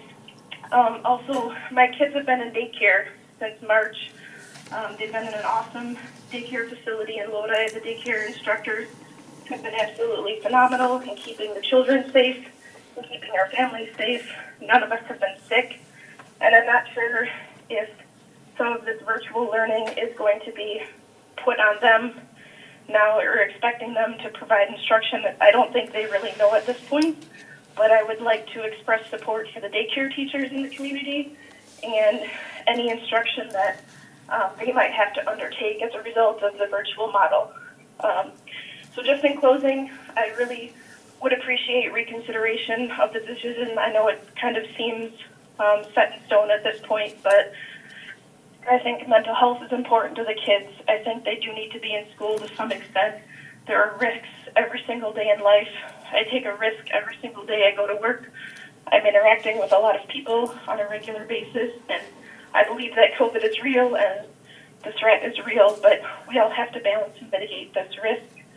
And just in closing, as I've been listening to some of the comments, I know that this meeting is somewhat about the sports program tonight, and I would just like to echo support for the students to be able to have their athletic seasons. I think that's super, super important.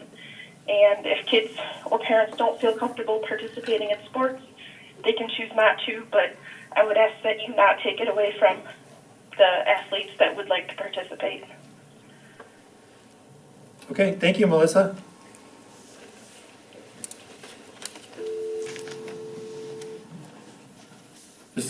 So, yeah, just state your name and say what you'd like to say right there. My name is Garrett Wilson. I'm the cross-country coach here at Lodi. I'm starting my 32nd year, hopefully in the near future. Dear board members, I'm here tonight because I received the 4 options for fall sports on Friday. They are cancel all fall sports, move the fall season to the spring, let fall sports proceed with guidelines, and number 4, allow low-risk sports to proceed. I ask that you strongly consider choosing option 3 or 4. The reasons for my request are, number 1, we already have a season schedule. Number 2, the COVID numbers are now trending in the right direction in our area. And number 3, allowing fall sports will benefit the social, physical, and psychological health of our student athletes. First of all, we've been approved to move ahead with our season by the WIAA. They're going to meet again on Friday to maybe give us some more guidelines on what we can do. And as far as I know, the schools in the Capital North are having sports. This would allow our runners to have a possibility of participating in the conference meet. If we move to the spring, we will not have that option, nor the option most likely to have a sectional or state meet. Practice, of course, will be much different. I'm willing to break it into 2 groups to have smaller groups, maybe a morning group and an afternoon group, or a early morning, late morning group. And if people, parents or students aren't comfortable with that right away, I can make up practices individually at the track if they would so choose to do so.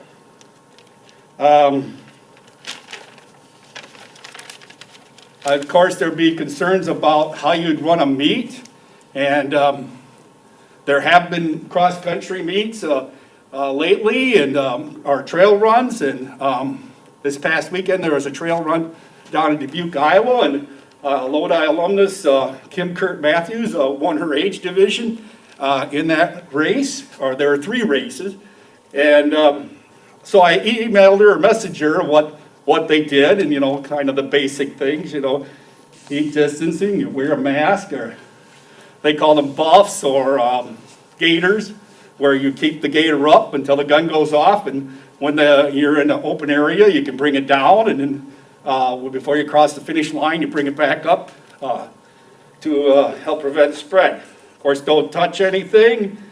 There was no award ceremony, and at the end of our invitation, we have a big award ceremony with all the teams together, and that just wouldn't be. You would give the medals to the coaches, or send them to the schools after the race was completed.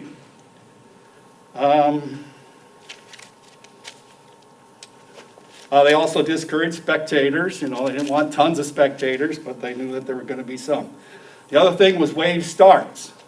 In Kim's race, there were 88 people, so they broke it down and ran 22, and then 10 minutes later they ran another 22, and then another 22. And the other races, they only had to break it up once, it's not quite as many runners. I contacted our timer and to see if his technology could handle wave starts, and he assured me that it could, and he would have other suggestions as well after the meeting on Friday with the WIAA. So I guess the spring is always a chaotic time due to cancellations. And if we can get some of these fall sports done in the fall, especially the low-risk ones, that would be a lot less stress on our athletic director come the spring. As far as the numbers, a lot was said at the last meeting about how we're trending, and we were trending up. So our ticking up was the phrase, so I went and looked at Dane County. Heather talked about Columbia County. There really isn't much numbers there. And in Dane County, between the July 9th and 15th, the tick up, I think is what he's referring to. On 3 of those 7 days, we're above 100 new cases in Dane County. During that time span, there were 633 new cases.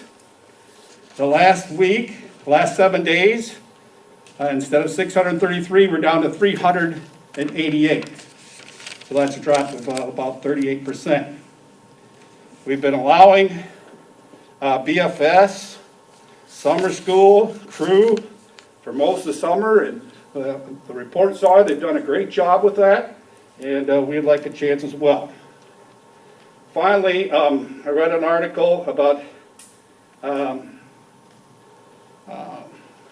doctor called Tim McGuine from UW Sports Medicine, and he did a study on 3,000 high school athletes across the state on their mental state, and he found that this spring, after sports were canceled, well, maybe this was early June, he did this, he found that 65% of them reported anxiety, 69% had signs of depression.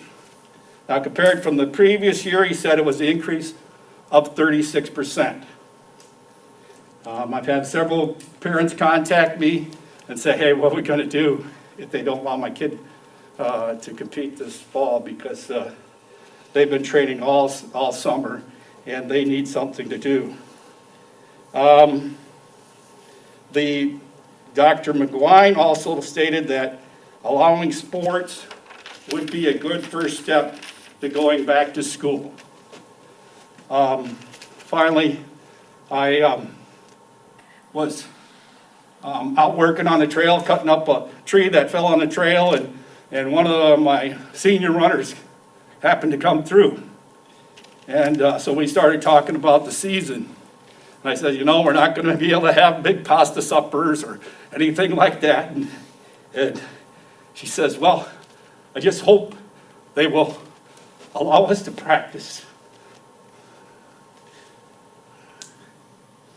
I told her that I would fight for it, and that is why I'm here. Board members, her hope is now in your hands. It is my hope that you will strongly consider giving us a chance. Thank you for listening. Kurt. Thank you, sir. Thank you. And then Cynthia.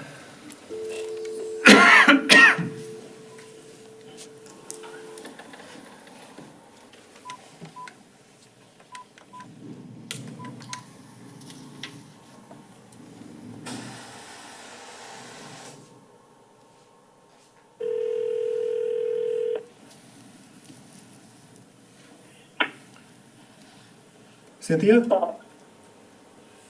Yes. Hi, this is Adam Steinberg at the school board meeting. Thank you for waiting so long. Sure, no problem. Could you state your name and then tell us what you'd like to say? Yes, my name is Cynthia McDonald, and I have 4 children in the school district. 3 are sophomores, and 1 is going into 1st grade. And so much has already been said. Obviously, so many wonderful opinions and viewpoints. I know this is not an easy decision for the board or for parents. We are all concerned and have worries, whether it be the mental health being of your child or their education or whatever you feel your personal conviction is about this pandemic. I believe it's real. I also believe that a lot is blown out of proportion to a certain extent. I think that there are so many things that my heart breaks for. Obviously, we all want our children back in school, but we also want them to be safe and healthy. I do not necessarily feel that we should go back to school full time, everyone, but I think some of the really frustrating part is that there just wasn't a lot of options or choices given to us. We are in Columbia County, and a lot of the surrounding school districts are doing hybrid measures. We don't have the infection rates or death tolls like a lot of other counties or districts. There are a lot of other school districts and a lot larger areas, Milwaukee County, the children are going back to school, and it's probably because the parents don't have resources to teach their kids. I guess I just feel like I was listening to the one lady about her and her husband both working and having a kindergartner and a K-4 or a first grader or something like that, and my heart breaks for her because I'm in a similar situation where I can be home part-time, but there are a lot of people that can't. And I just feel like there should be, I understand that the board has made a decision, but I also feel like that there should be consideration for the younger children, even K through 4, that maybe they could get a little more one-on-one or even just a couple days a week so that our children will have an option to thrive and to be able to learn. I mean, my kindergartner had an amazing teacher, Mrs. Griffin, and I can't even tell you how many times I heard from him how I'm not as good as Mrs. Griffin, and I get that. She's amazing.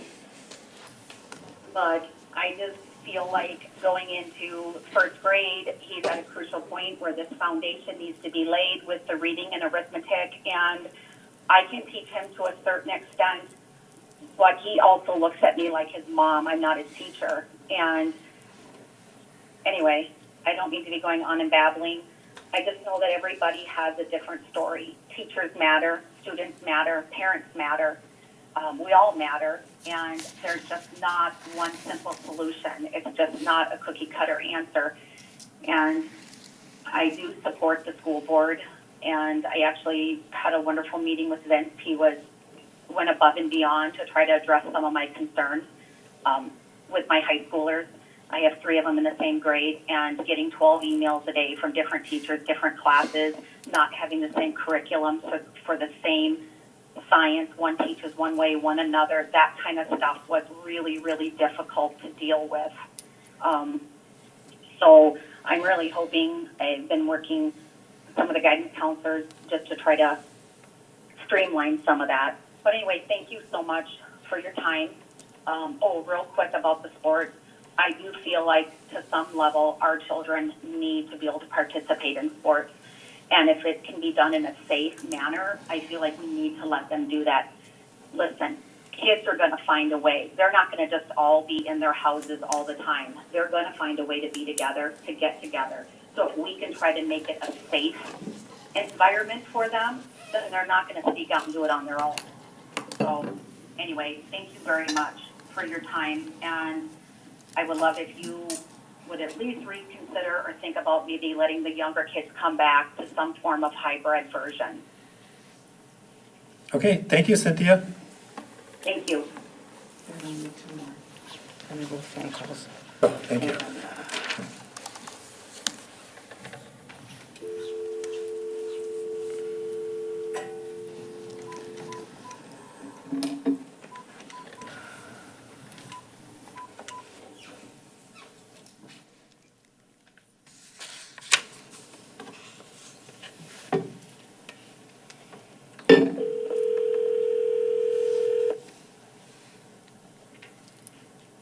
Hello? Hi, Corey, this is Adam Steinberg at the Lodi School Board. Thank you for waiting so long.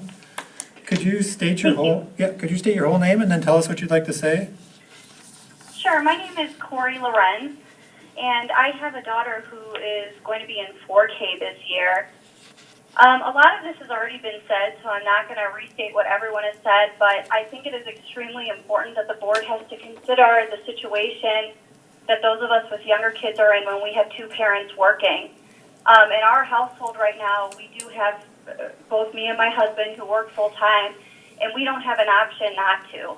So when I heard the model tonight and the various live sessions, which I completely understand the need for, my first reaction was that there's no way that we can do it.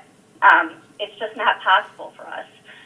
And so I just really strongly urge the board to create an alternative, or at least an option, for those of us who do have two parents working full-time, especially for the younger kids, so that we can actually make it work.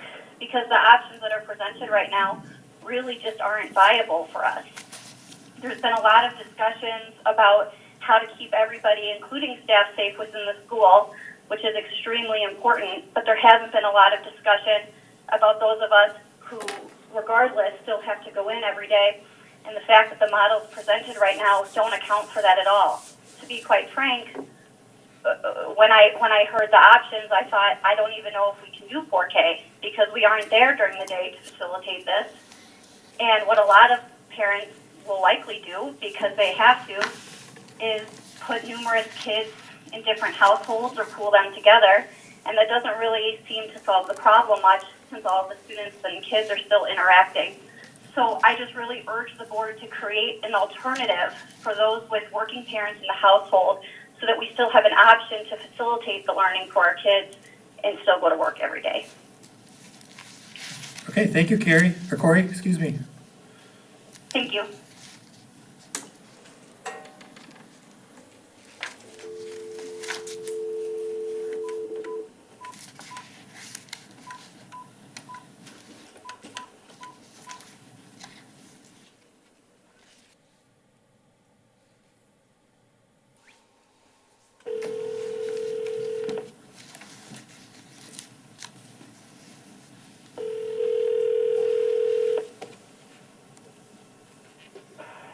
Hello? Hi, is this Wendy? Yes, this is. Wendy, my name's Adam Steinberg. I'm at the Lodi School Board. Could you state, Hi. Thank you for waiting so long. Could you state your name and then tell us what you'd like to say? Yes, I will. My name is Wendy Buss, and I too do have two kids in the Lodi School District. One will be going into fourth grade, and my daughter will be going into her first year of middle school. I am actually a working parent. My husband actually works full time. I do agree that the children's education is important, but I do feel that children and adult safety is hands down more important.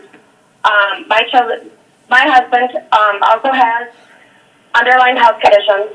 My parents have underlying health conditions, which I have not seen my parents in months. And it breaks my heart that I cannot talk to my mom, and I cannot give my mom a hug or give my mom a kiss. My mom cannot hug her grandchildren, and she cannot hug my husband. I do feel that the children's safety is the number one concern. So I do appreciate your guys' decision, and I do want to say that I hope that you guys do consider keeping it virtual. Okay, thank you, Wendy. Thank you.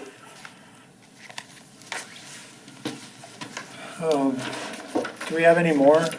That is it. That is it, okay, thank you. Thank everyone for public input. We're going to move on to the rest of the agenda on the board docs. Just the rest of the agenda, sorry. The next thing we have on the agenda is the consent agenda items. We have the approval of the minutes from the last meeting. We have vouchers from August and July. We have a fundraising request from football cheerleading. We have a committee recommendation for approval for coaches' compensation. We have resignation and retirement for an ES educational assistant and a PBIS advisor. We have co-curricular first-year mentors, second-year mentors, and a department chair for math. And then a PS, PBIS advisor. Sorry, PS is primary school, I'm blanking out, apologize. Community program crew, we have staff increases for the pool lifeguards. And then under regular staff, we have a middle school special education teacher, food service van mail driver, second grade teacher, summer school EA, and a payroll specialist. I'll make a motion to approve the consent agenda as presented. So I have a motion by Stephen, Second. second by Bill. Is there any further discussion on the consent agenda item? The voucher was for July only. The one was named August, but it's really for July. So Thank you. I believe. That's correct. Correction there. Okay, thank you. Any further discussion? Roll call vote, Bill? Yes. Stephen? Yes. Adam says yes, Barb? Yes. Julie? Yes. Shelley? Yes. Angie? Yes. Passes 7-0. Next on the agenda is the 2020-2021 school reopening plan discussion. Yeah, so we, as you know, we went through a lot of this before public input, and the reason we did that is a lot of times when we've been at board meetings, when you have public input, and then later you present something, then people are like, well, I wish I'd known you were gonna present that, because then I would have changed my remarks to reflect that. So that was one of the reasons we did that prior to public input today. So we went over the online enhanced version, obviously in very much depth, because that's what the board has, was the choice that the board had made. Again, we have this on the agenda, we're gonna have this on the agenda every month moving forward. As people have talked about, the numbers in Dane County are starting to trend a little better direction. Their masking order seems to be helping. Columbia County, since our last board meeting, has had 50 more cases, which is 20% of all the cases they've had throughout the whole pandemic. It happened in the last 10 days. But hopefully, again, since the board has made a decision, there's been a statewide masking order to go into effect, and hopefully that will help that as we move forward. So it's up to the board if they want to discuss this anymore, or? I have a question, actually. Yeah. I love the idea, because we asked for it, of a schedule there. I guess what wasn't really addressed in the presentation was how flexible is that schedule? And what I mean by that is addressing some of the concerns that we've heard from parents about if I have to work and can't be with my son, can I do that at evening? And you want to address some of that, or? Yeah, I can jump in. I can talk a little bit about it.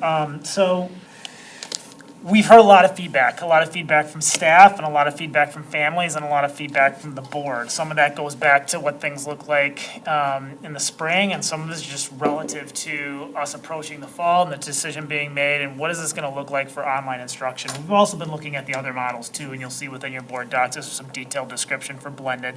And we're coming to the point where we can get the traditional model to you, but you'll see some staff guidelines and some family guidelines here.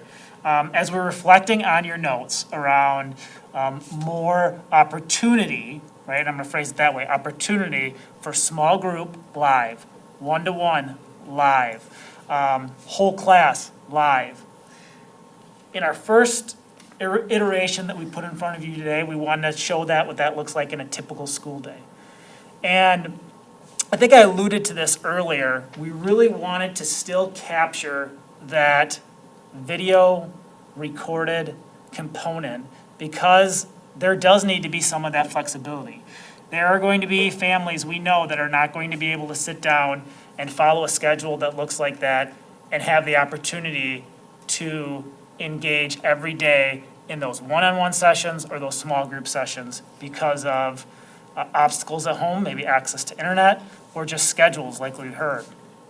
So those recorded components will be of value for those families, but it is, I think, on us to come back and reflect and say, how do we, based on the feedback we're hearing, look at other opportunities to still capture some of that live support from our educators? And I think that's something that we can bring back to our staff. Potential questions of, do some staff want to, are they willing to shift some of their schedules into maybe capturing some of those evening office hours or small group opportunities? It's a valid concern of parents, and it's something that we've discussed, but there has to be more conversation, obviously, around that. So are you saying something, again, not set in stone, it's a discussion, but if you look at third grade, we have 4 third grade teachers, one of them could possibly shift their schedule, and the other 3 could stay in the daytime?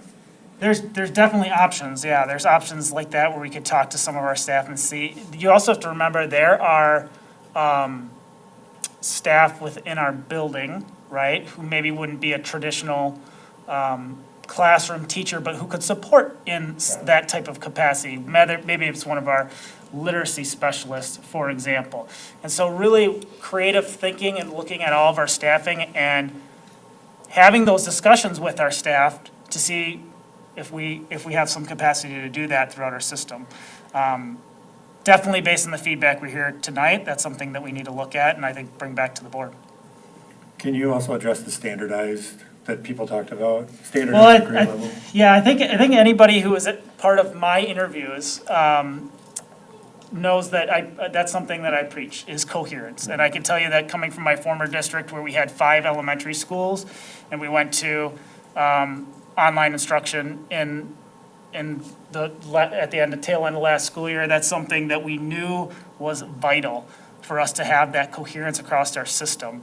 So that our admin team has had those conversations. We will continue to have those conversations with staff because and I believe our families hit on that.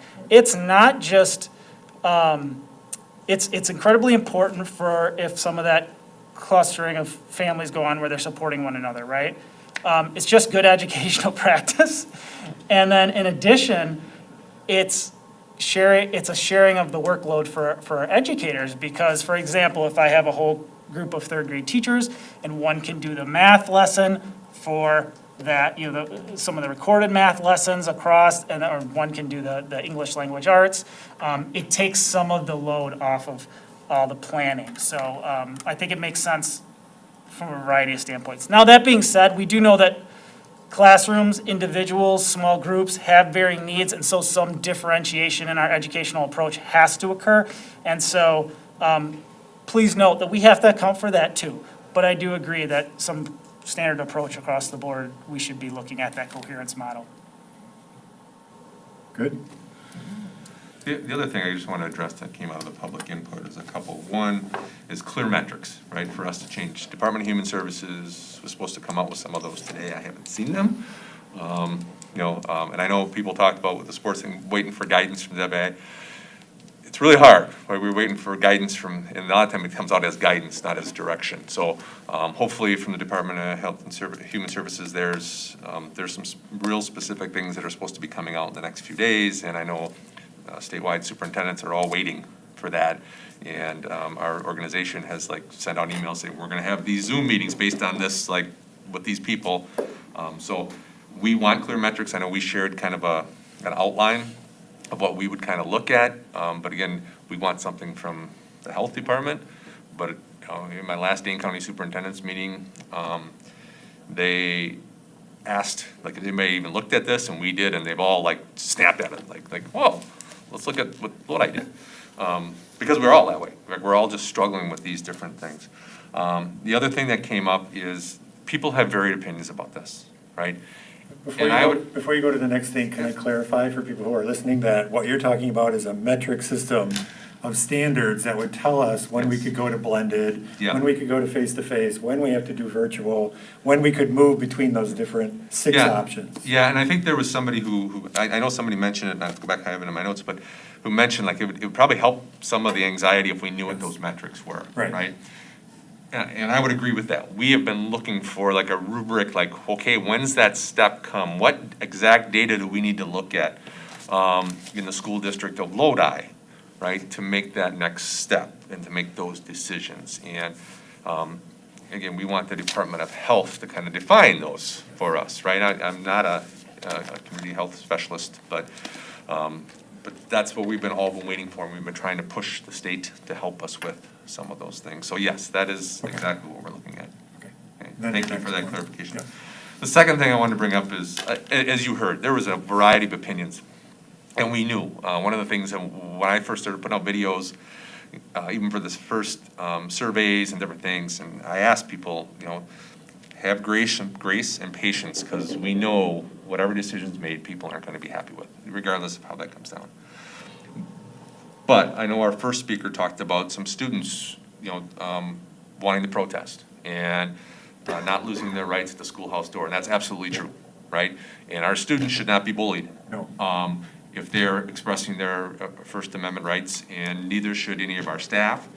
And I apologize if any of our staff members did that, I want to know about it. Because that's one of the things that I think has happened a little bit online that I've been hearing, is there's been kind of bashing back and forth.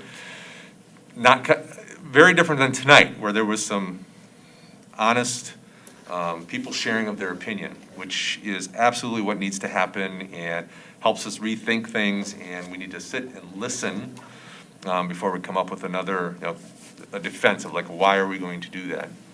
And again, as we talked about, some people today brought up some very valid points, but we need to make sure that our students' voices are not silenced, and if they're being bullied, that should not happen.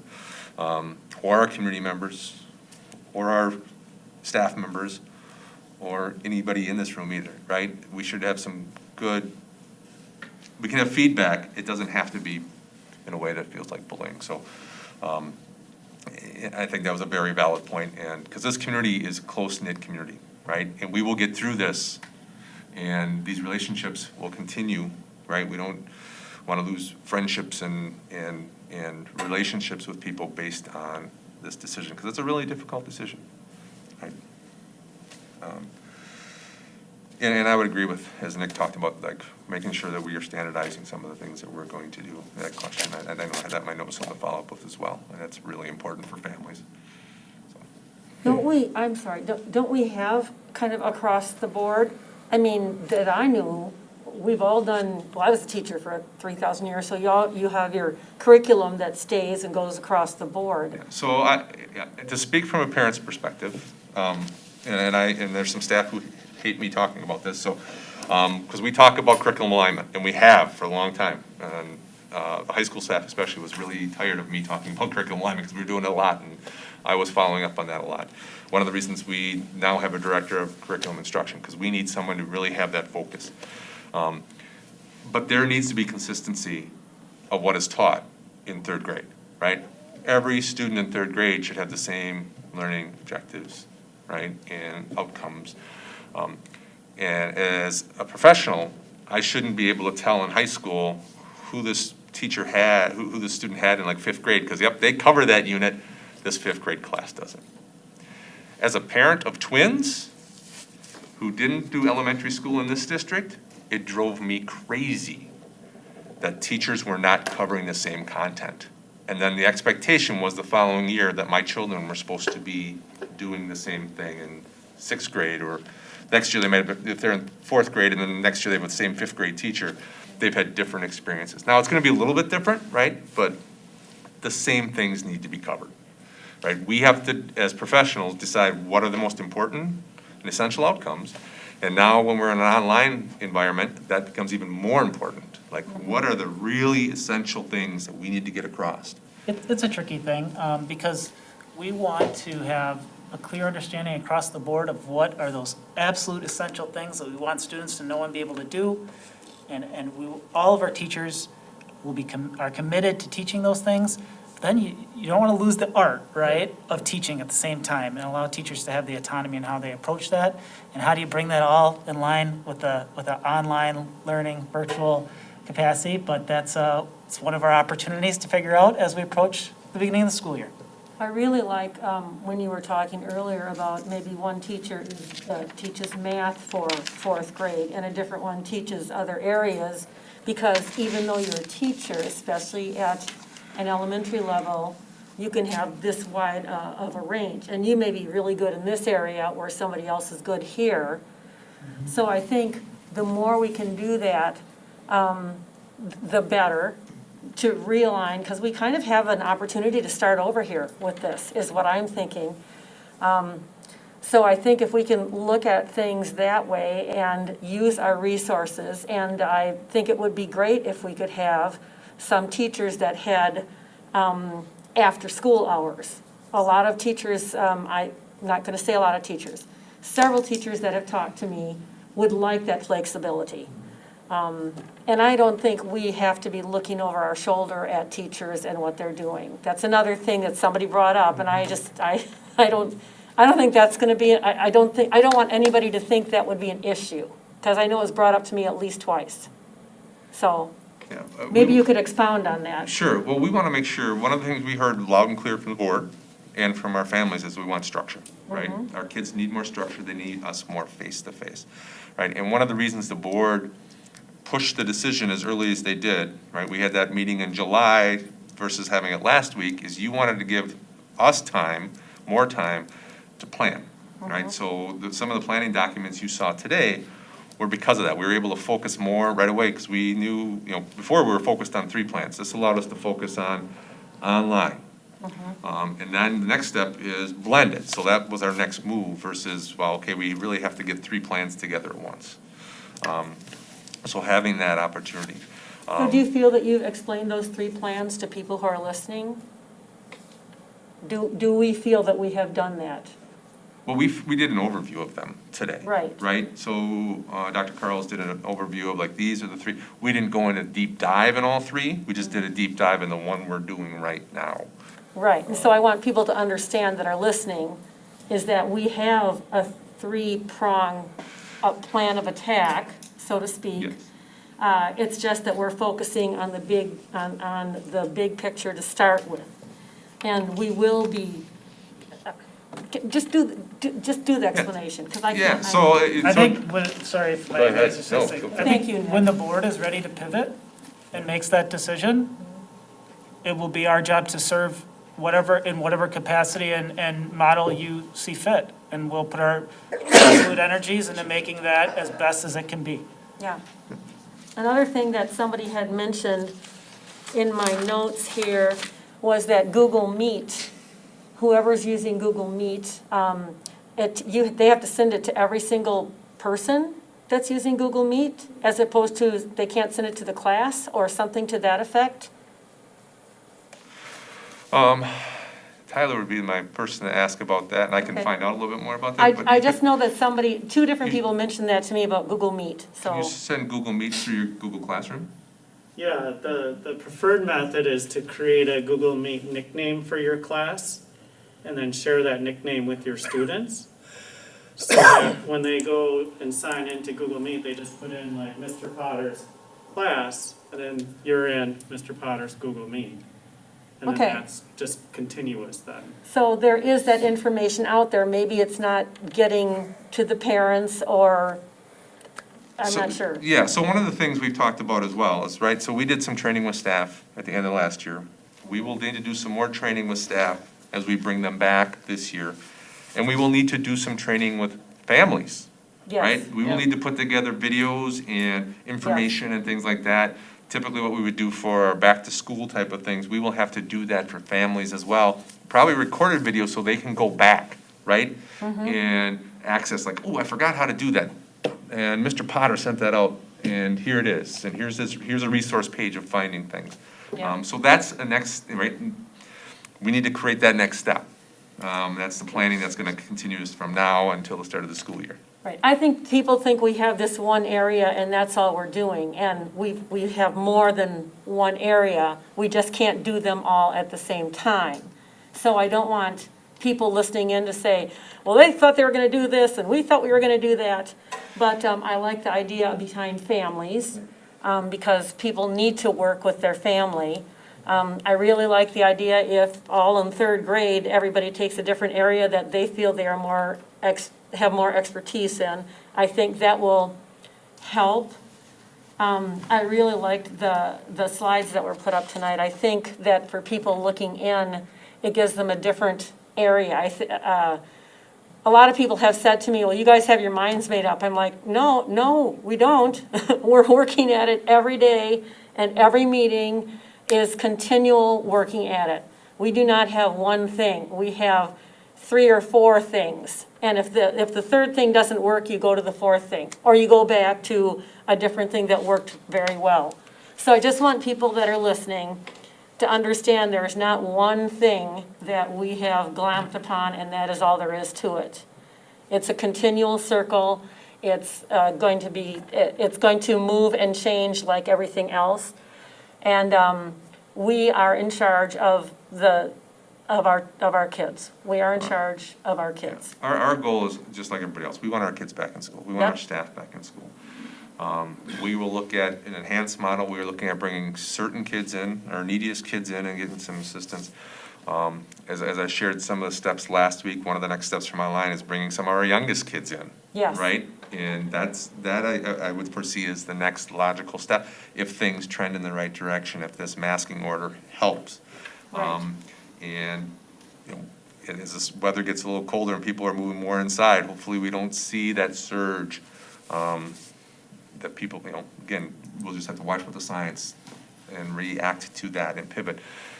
Again, our concern was that lack of consistency, and, you know, if we're closing classrooms, or, you know, we would be back to where we were last spring without this planning time, without this time to plan online instruction to make it as robust as we have worked on putting together for the district. Well, the other thing I've always told everybody, or told people that talk to me, is last year, we shut down, we were just done. We didn't have anything, we had nothing at that point. So when you're going back into online learning or blended learning, it is a different ballgame. The people have had time to get used to Zoom or Google Meet or whatever it is you're doing, and so have the parents. So I'm out. Peace out, Shelley out. Hey, I had a question. We were talking about the 3 different models, but I'm concerned that the blended model is a big step from the virtual. Did we completely drop off the idea of the more strict cohorting? And I'm speaking specifically of the older grades that in the blended model are moving around the school even though they are divided into 2 groups. And also, blended is a pretty big step from virtual and also a big step back to virtual. So I was wondering about the teaching-led cohorting model. Did we just drop that off completely, or is that possibly still on the table, or parts of it still on the table? Was it? Was that? That has definitely been a discussion with the administrative team. When we put this presentation together, we wanted to give a brief overview of the 3 kind of core models that we had discussed and that we had referenced within our reopening plan. The model that you are talking about is the one that was brought forward by some of our educators, is strictly kind of at the secondary level. And with that in mind too, if we brought ourselves in a full traditional, but wanted to still have some cohorting occurring at the secondary level, that model would allow us to do that. I think some of the feedback that we heard at the last board meeting, especially when you think about a blended model, where we would have students in our system in a Monday, Tuesday group or a Thursday, Friday group. And then if you throw in the mix that model for the secondary, which would kind of shift it to the secondary being at half days, if you recall. And I think accurately put, taxes the system as a whole as far as what can we realistically do from a capacity standpoint when you think about busing and things of that nature.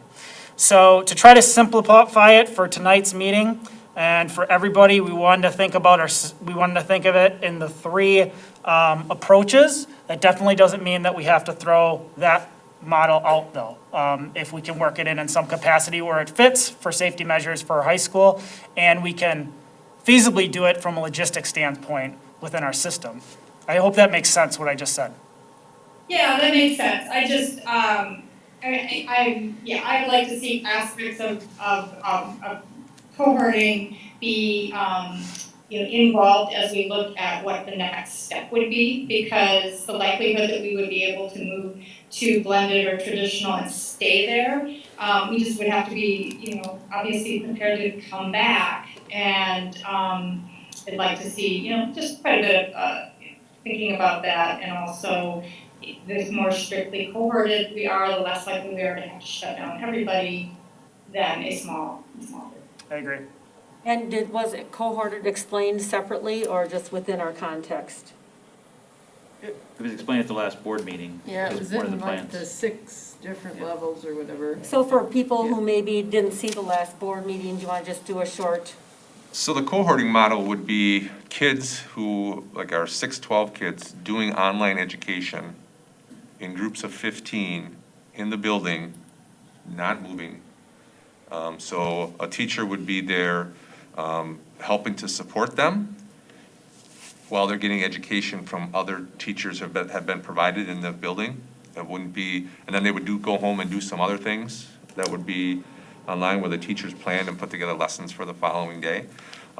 It would really tax some of our teachers, right? So that's the quality of, so now you start losing some of that interaction. You have somebody there to help support you, but now you're not gonna have any of that small group live instruction because I'll use Mr. Potter again as my teacher. He's teaching a biology class, but he's got 15 kids with him that are all doing different classes online.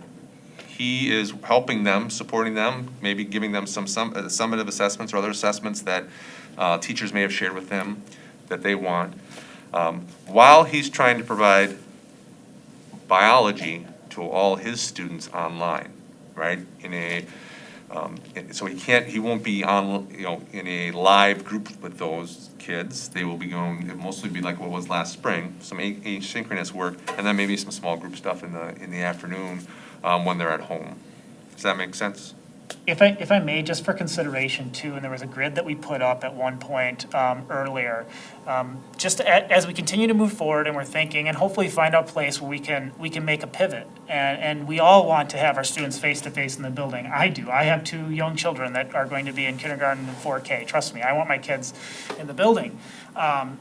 When we can do so and when the board is ready to pivot, there isn't necessarily a decision that has to be made that's static throughout the entire district and uniform out the entire district. When you look at that grid, it was broken off by the primary elementary level, the middle school level, and the high school level. So we can think of it in terms of that way as well, right? With our decision-making moving forward. Just a suggestion for the thought process. So I think this is a good segue before we move on to the next thing to kind of, because there was a lot of expectations around this meeting. And I think, we know as a board that we've asked for this topic to be on every Board of Education meeting and on most of the committee meetings as well, to talk about these things. I think where we're at, I'm going to sum this up and I'm looking for head nods, is that we have made a decision. We are opening the school virtual and online. We are going to continue to monitor through the metrics that we're going to get any day now. And when we see those metrics trending in the right way, we will make a decision on when in the future to open those schools up and what path to take, which is what you guys are talking about, which is why now you gotta get the first step done, which is get the online going. Then we can prepare for what the next step is, and hopefully by the time we're prepared, we're ready to do that. The other thing that's kind of on that is that in some of the committee meetings, the Facility and Finance Committee meetings, for instance, we've instructed administration to keep the buildings ready to house students. We're not mothballing any schools. We are keeping them ready so that when we make the decision to go back to blended or whichever method we go with, we're ready for that. We've also instructed administration, not that they needed this instruction, is to keep as many of our staff members whole. What I mean by that is keep them employed and keep them working. And if we need to transition people into roles where they're helping us interface directly with those families that we heard a lot from tonight, or students, and that goes to co-curricular coaches, to educational assistants, to anybody that's around that can help make phone calls and contact families, and giving that human touch and just checking in and saying, what can we do better? So that even when we're in the midst of this, we can pivot slightly. And we did the enhanced version so that when we see that we have a group of students that are struggling, we can bring that group in. And that could be anything from a chemistry class that just needs to see the teacher do an experiment live to kids that need help with reading. And so I think we have the best path forward for now. I think we set an end date of November where we would absolutely have to reconvene and make a new decision. But that doesn't keep us from reacting to the data that's around us. I think I said that right? So that's why this agenda item is on there, and this is why it will be on there every month. Sorry, Angie. No, I was going to say, along with what you're saying, we're going to be looking at data, but we're also going to have the advantage of looking at best practices from schools across the country and across the world that are going to be opening, and we're going to see what the successes are, and we're going to see what problems they're having, and we're also going to be able to look at things like rapid testing that may be coming down the pipeline, and we'll see what the colleges are also doing. There's a lot of people really trying very hard to make in-person work, and I think we'll take all that information, and I'm probably like all of you are feverishly looking for best practices that we're seeing in schools and in back in schools. So I think all that will go into the decision, and we'll definitely talk about it every single month. And it is our priority to do that as soon as we possibly can. Okay, anything else on this topic? Okay, let's move on to 602, staffing for 2020-2021. So just as Stephen got done talking about, we had a discussion at the Facility and Finance Committee in regard for two different things. One in regards to support staff, right, with an online enhanced version. What does the board want us to look at for support staff? And as Stephen shared, the Facility and Finance Committee really talked about our goal is to keep support staff as whole as possible, have them engaged with students and families during online enhanced learning, whether that be, they're the ones reaching out at night, or they're reaching out to kids or families and making sure things are going well. And then be available if we have small groups come in and different things of that nature. So try to keep people as whole as possible. And if we need to move some people even, to make that work from different roles, because we might not need that role to do that. So I shared the motion that came out of that committee. And then the second piece is that, as to talk about, which is brought up tonight as well in public comment, about the requirement for teaching staff. If we're online, I shared a document that kind of talks about the pros and cons of different options of staff working from home, requiring staff to come work from the building, 7:30 to 3:30. Looking at some of the other models some of our other districts are using, where they're requiring 20 hours, you have to be in the building, but then you have other flexibility, so you have flexibility to meet with some of the parents and things at night. So there's a lot of different options to look at. And again, the recommendation that came out of Facility and Finance was to strongly recommend school staff work from their school buildings, and that staff be required to report for the school buildings when required for administration for work, training, or meeting with students. So those are the two recommendations that came out. Great, but both of those motions don't have 20 hours or 40 hours or 10 hours or whatever. Nope. So it's an implementation thing. But on the other side, which you probably talked about in committee, and we weren't all there, so sorry if you have to repeat this. Go for it. Is in the survey of teachers, there was a bunch who said they would come back. Okay. We also have teachers, a percentage who, for health reasons, can't come back. And so the nightmare of the individual looking at every single grade, every single teacher, and saying, which ones could do this, which ones couldn't do this, is a nightmare, right? And so, but at the same time, making a blanket statement of, you must come in 10 hours or 20 hours or 40 hours or whatever it is, there's a middle ground somewhere. So if we have people if we come up and say, you have to come in, let's say we're requiring people to come in from 7:30 to 3:30 every day, right? 5 days a week, they have to come in. Now, staff who need to have certain accommodations for that, for health, could make that request, right? So we can make a request that a staff member, and we've already asked for staff to provide some of that. That might change based on whatever decision's made tonight. But they could make a request based on a prior health condition or thing like that, that I want to work remotely, right? And then we would have to look at them on a case-by-case basis. Or if they qualify for Family First Corona Act leave due to their caring for children. We would have to look at that on a case-by-case basis. Sometimes we would have to provide that leave, but there's sometimes if we can provide remote work, then they won't qualify for that leave. They just have to work from home then. So that's what we would have to do. We're gonna have to do that regardless of what model you come up with. Right. Because there may be some staff who even if you say you can just be at home, may say, I can't, because whatever reason, and then they'll have to make that request. So it's really just setting an expectation. Like what is the expectation for staff in the building? So can staff, go ahead. Well, I was just gonna say, if we're gonna implement this schedule from 7:30 to 3:30, why would the staff have to come into the building? They'd already be required to be teaching online during those times anyways.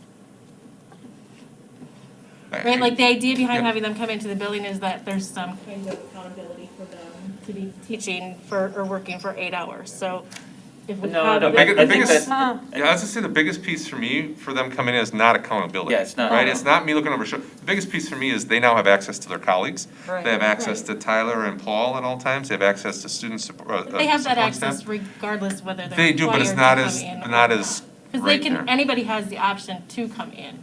Yeah.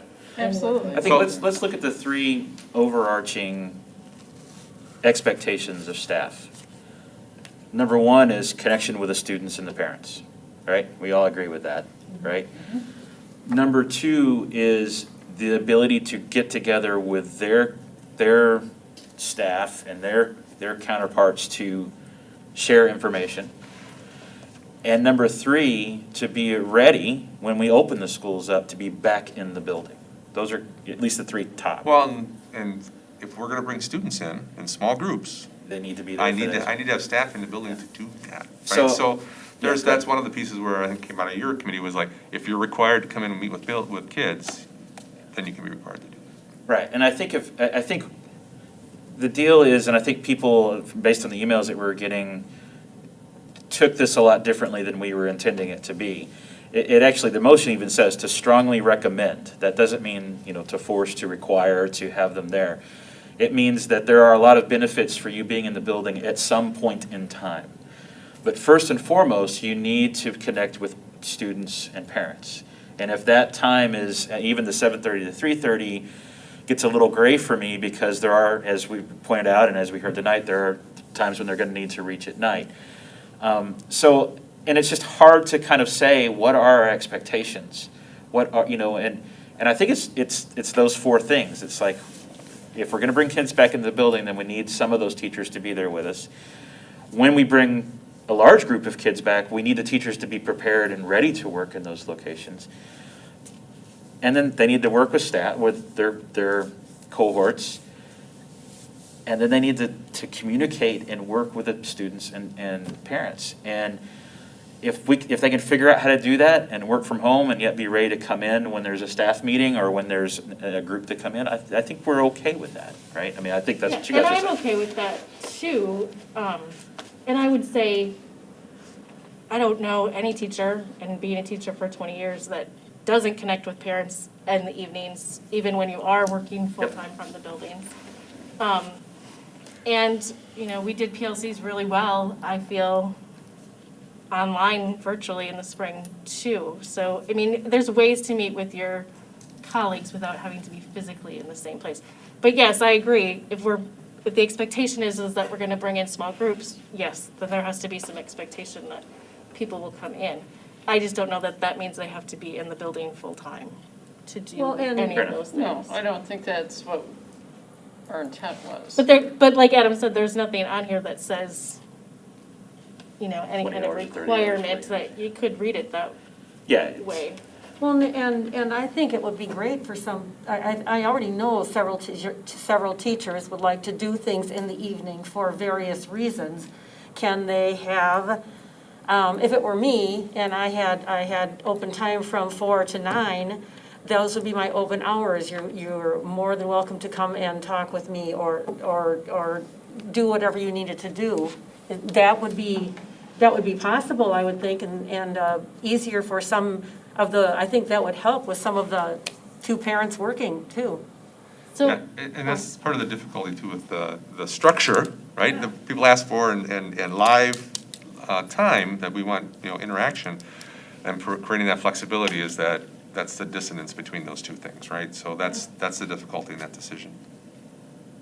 Well, I was just gonna say, I think having the structure is what our families need, more than just giving teachers free rein to say, I'm gonna work 8 hours and this is what I'm going to do. Agree with that too. Like, I absolutely agree that we should explore having personnel that is available, from 12 to 8 or 1 to 9 to meet those needs of those working families. But I would not be in support of saying every teacher gets to create their own schedule, which I don't know that's being said here, but I think having flexibility of teaching or working in the schools or not, yes, but having flexibility to set your own schedule, no.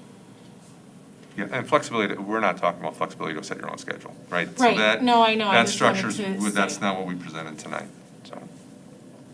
Yeah, go ahead. That's a good, When you move on to the second motion, may I please put a discussion point out there? Yeah, sure.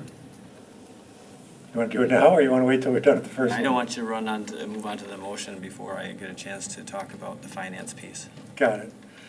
So, yeah, go ahead, Angie.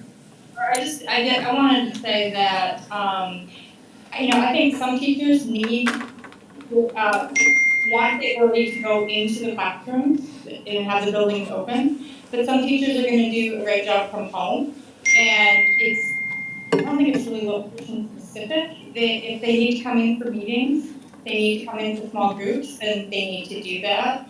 But if they are able to do all the things they need to do from home, I don't really see why it would be a requirement to come into the buildings, if they're doing everything just fine from home. So how would we know if that is happening? Would that be from parent feedback?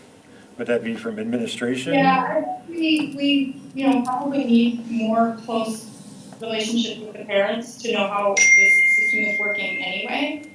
And I think the teachers are good professionals and they'll do what they need to do. And yeah, we should be checking in with students and with parents to see how it's going, and that's how we would know if there was a problem. But to have them physically in the building, we're gonna run into teachers not being able to do it, some of them, that we would lose to needing to take leave would be one reason.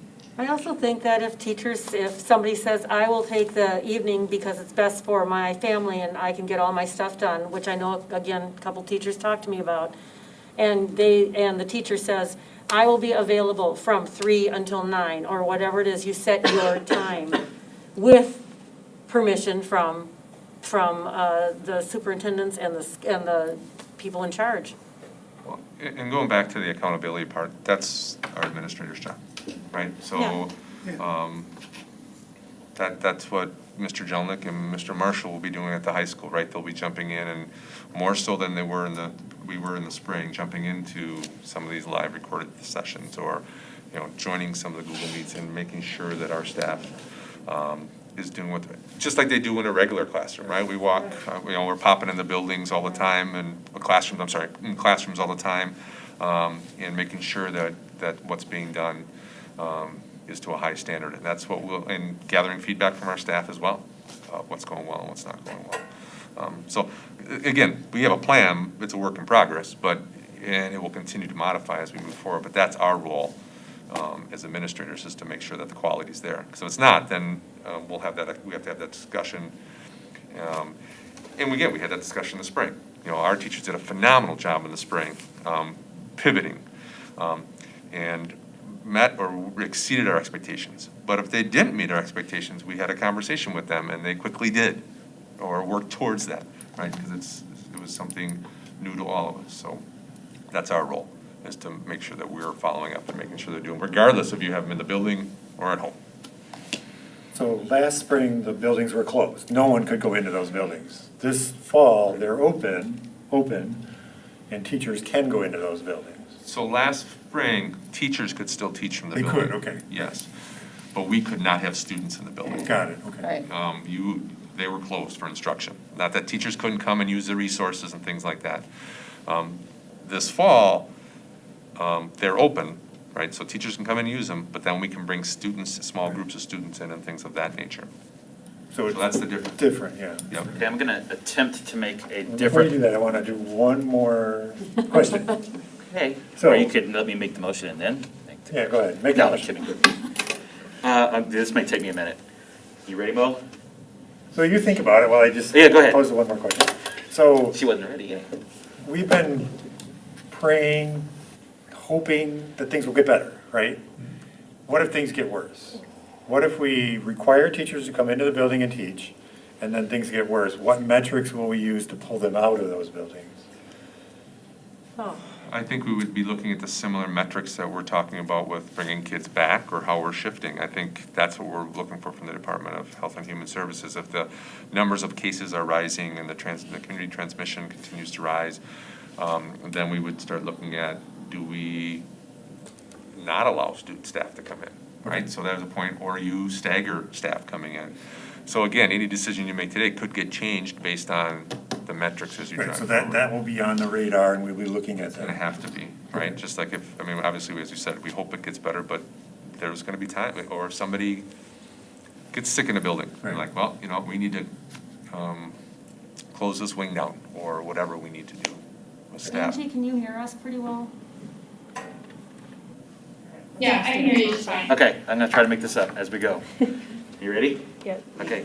That I make a motion that we highly encourage staff, to utilize the building in order to facilitate the ability to reopen in person and as required by administration for work, training, and meeting with students.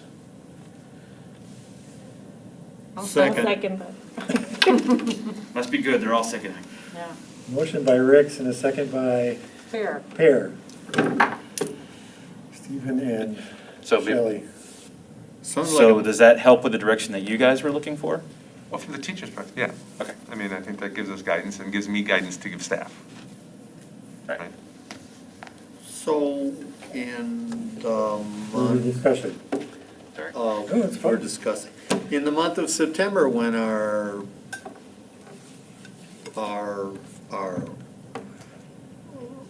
all of our principals give their board report, Yep, then they can tell us what's working in their school or absolutely. what's not working, because that's what we're attempting to find out. Yeah, just like we would any other school year, right? This is the highlights that we've hit. These are some pitfalls we've hit, and this is how we're addressing them. Absolutely. Makes sense. Sounds good. What was the beginning of that? You took out the I would change strongly recommend to highly encourage to utilize the building. Highly encourage, okay. In other words, we're offering a ton of flexibility because that's what the parents are requesting. Well, yes. So we're gonna have to not regiment that the teachers be in school like they were when we were all face to face.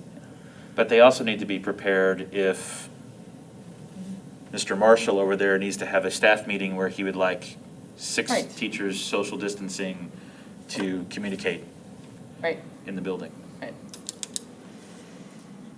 So we're allowing a lot of flexibility.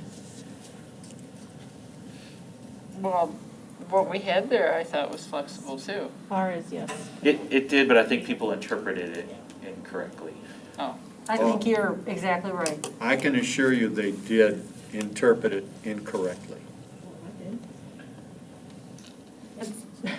It's not incorrect or correct, it's just interpretation. That's the okay. way- that's the So are way they it'll gonna work. interpret this new one correctly? It's not correct, it's or Let's interpret it in the spell right it out way. so they understand. Well, they're, Well, again, that'll be our role, Right. right? And when we put down just like we shared out the expectations for what online education is going to look like for students and staff, we will clarify what this motion, if passed, what that means for our staff. And that will be a job of the building principals to have that discussion with each individual staff. Okay. Okay, let's vote. You ready? Okay, no further discussion? Bill? Yes? Oh, go ahead, Angie. One more time. Would you mind reading it before, Yeah. we? Oh, I need to say it? One more time. Yeah. Okay. Make sure I have it right too. That we make a motion to highly recommend that staff utilize the school buildings in order to be prepared for when we return to in-person teaching and as required by the administration for work, training, or meeting with students. Great, thank you. Okay, further Yes. discussion? Bill? still yes. Stephen? Yes. Adam, yes. Barb? Yes. Julie? Yes. Shelley? Yes. Angie? Yes. Okay, passes 7-0. Next, the motion says to keep our support staff as whole, if possible, have them engaged with students and family during the online enhanced instructional model, and work to move employees to different roles if need be in this instructional model. Brent? I apologize for putting my hand up. I thought we were pivoting on that pause moment. I was incorrect, so I apologize for that. Okay. Well, it would have if you hadn't put your hand up, so. I wanted to use the word pivot.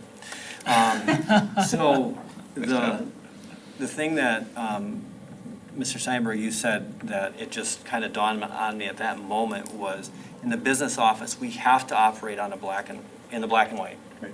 And that motion is any color in the spectrum, but it's not black and white. Right. So the one thing that I would ask that you do as a board, and this actually came from Mr. Ricks at our finance meeting, was that it would be a next to impossible mathematical problem to start prorating benefits for days that were worked 3 hours instead of 5.75 or whatnot. What I would ask, and this came from, and maybe you could expound on this too if you wanted to, but that we would retain support staff benefits through this period at full capacity, and that they would have that comfort. Then I think what happened was that the leadership has provided confidence that they can keep support staff at the level of their, well, not their contract, but their board-approved hours.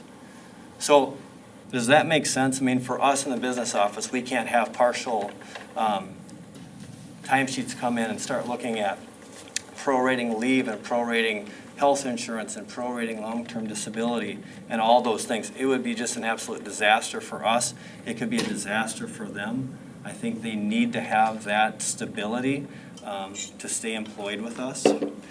So that would be what I would be asking for your consideration when you make the motion, whatever the motion is going to be.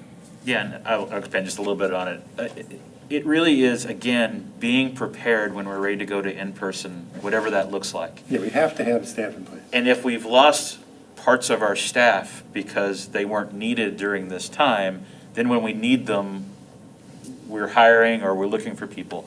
So that's one aspect of it. The other, as we've stated multiple times in the board in multiple meetings, is student-parent contact is critical during this time. And if we can engage any or all resources that we can throw at that, that's worthwhile. I kind of threw out at one point that every family should be contacted. I don't remember what I threw out. Once a week, at least, with a check-in.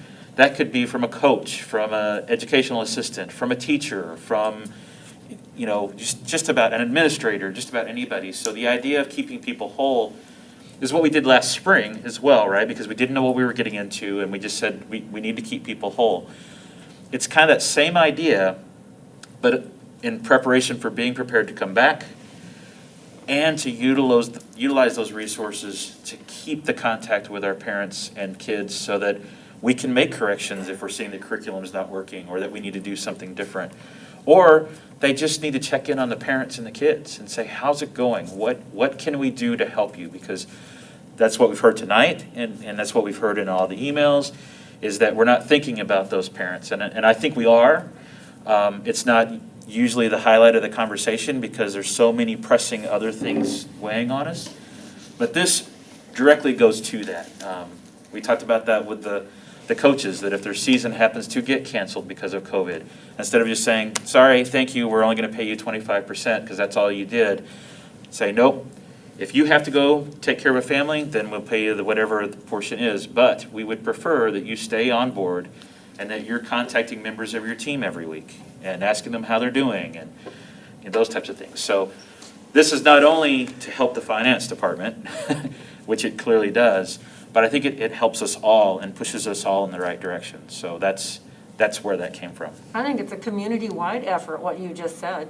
It's engaging everyone in the community and finding a way to do that and keep our people whole. So I think that's excellent. Excellent verbiage, Stephen. I would like to comment now that I'm looking at it too. We narrowed out online enhanced, but even if we go back to blended and stuff, we're still going to need to be doing this. So maybe all, well, and then you're going to have a certain proportion of students that may choose, or families that may choose to be virtual, even if we go back. So that might need to be reworded too, I guess. Is So what I'm just trying change to say. online to all models? Instructional. Or just take off the during the online enhanced instructional model. Right. Yeah. Good catch. So I guess somebody has to make a motion then. Yeah. I will make a motion to keep our support staff as whole as possible, have them engage with students and families, and work to move employees to different roles, that's not them, and work with administration to move employees to different roles if needed, be in this instructional model, or in any instructional model. Boy, I screwed that up. But, Be some of the benefits in it. Well, yeah, I think that we would really struggle with past practice and legal implications if we don't put something out there that protects those benefits and tells the business office, this is what we're doing, folks. Okay, and then we can, if we change models, we can change this motion. no, I mean, we can- no, we need to change the motion to reflect what. That's what I'm saying, is that Brett if we said. do anything other than enhanced instructional model, then we would have to reevaluate what we're doing. No, he needs. The word is to keep. We can't just have, to keep support staff as whole. We have to basically, I would keep their benefits whole, Keep Yeah. their benefits whole. at the least. And then if 1 week, instead of 37.5 hours, somebody came up with 37, I Right. wouldn't have to get down to, start doing the pro ratings and start tracking all that, if that makes sense. So I just need to add to keep benefits of our support staff as whole as possible, Just whole, as whole. just whole, keep benefits whole. Keep benefits whole. Yep. Keep benefits whole for our support staff. Yep. There you go. Have them So engage. are you saying, to keep our support staff benefits whole, have them engage with students and families and work with administration to move employees to different roles if needed, be in this instructional model? Sounds like it covers everything. Piece of the latitude that I just want to make sure we have is benefits would be whole. And then the hours would be as much as possible, right? Working, the supervisory or management team would be working to make sure that support staff would have the hours that they're contracted for. So we didn't say anything about salary. We just said No, benefits. and you gotta be careful on salary, it's wage. I mean, I'm sorry. We said nothing about hourly or salary. We just said benefits. Okay. So is that okay? Yeah, You sure? I'm good with the benefits for sure. Okay. And we just didn't mention the other two things. We're going to vote, Shelley. That's why I just came back, yeah. Any further discussion on this motion? Second. Get a second. We do need a second. I'll second. Thank you. So motion from Stephen, second from Barb. Any further discussion on this motion? It's getting to be a long night. Bill? Yes. Stephen? Yes. Adam says yes. Barb? Yes. Julie? Shelley? Yes. Angie? Yes. Passes 7-0. 3-minute break, sir? Yeah, let's take a 5-minute break. Sorry. What time is it? It is 9:16, back at 9:21. Oh. Yeah, that's the Are you supposed to problem.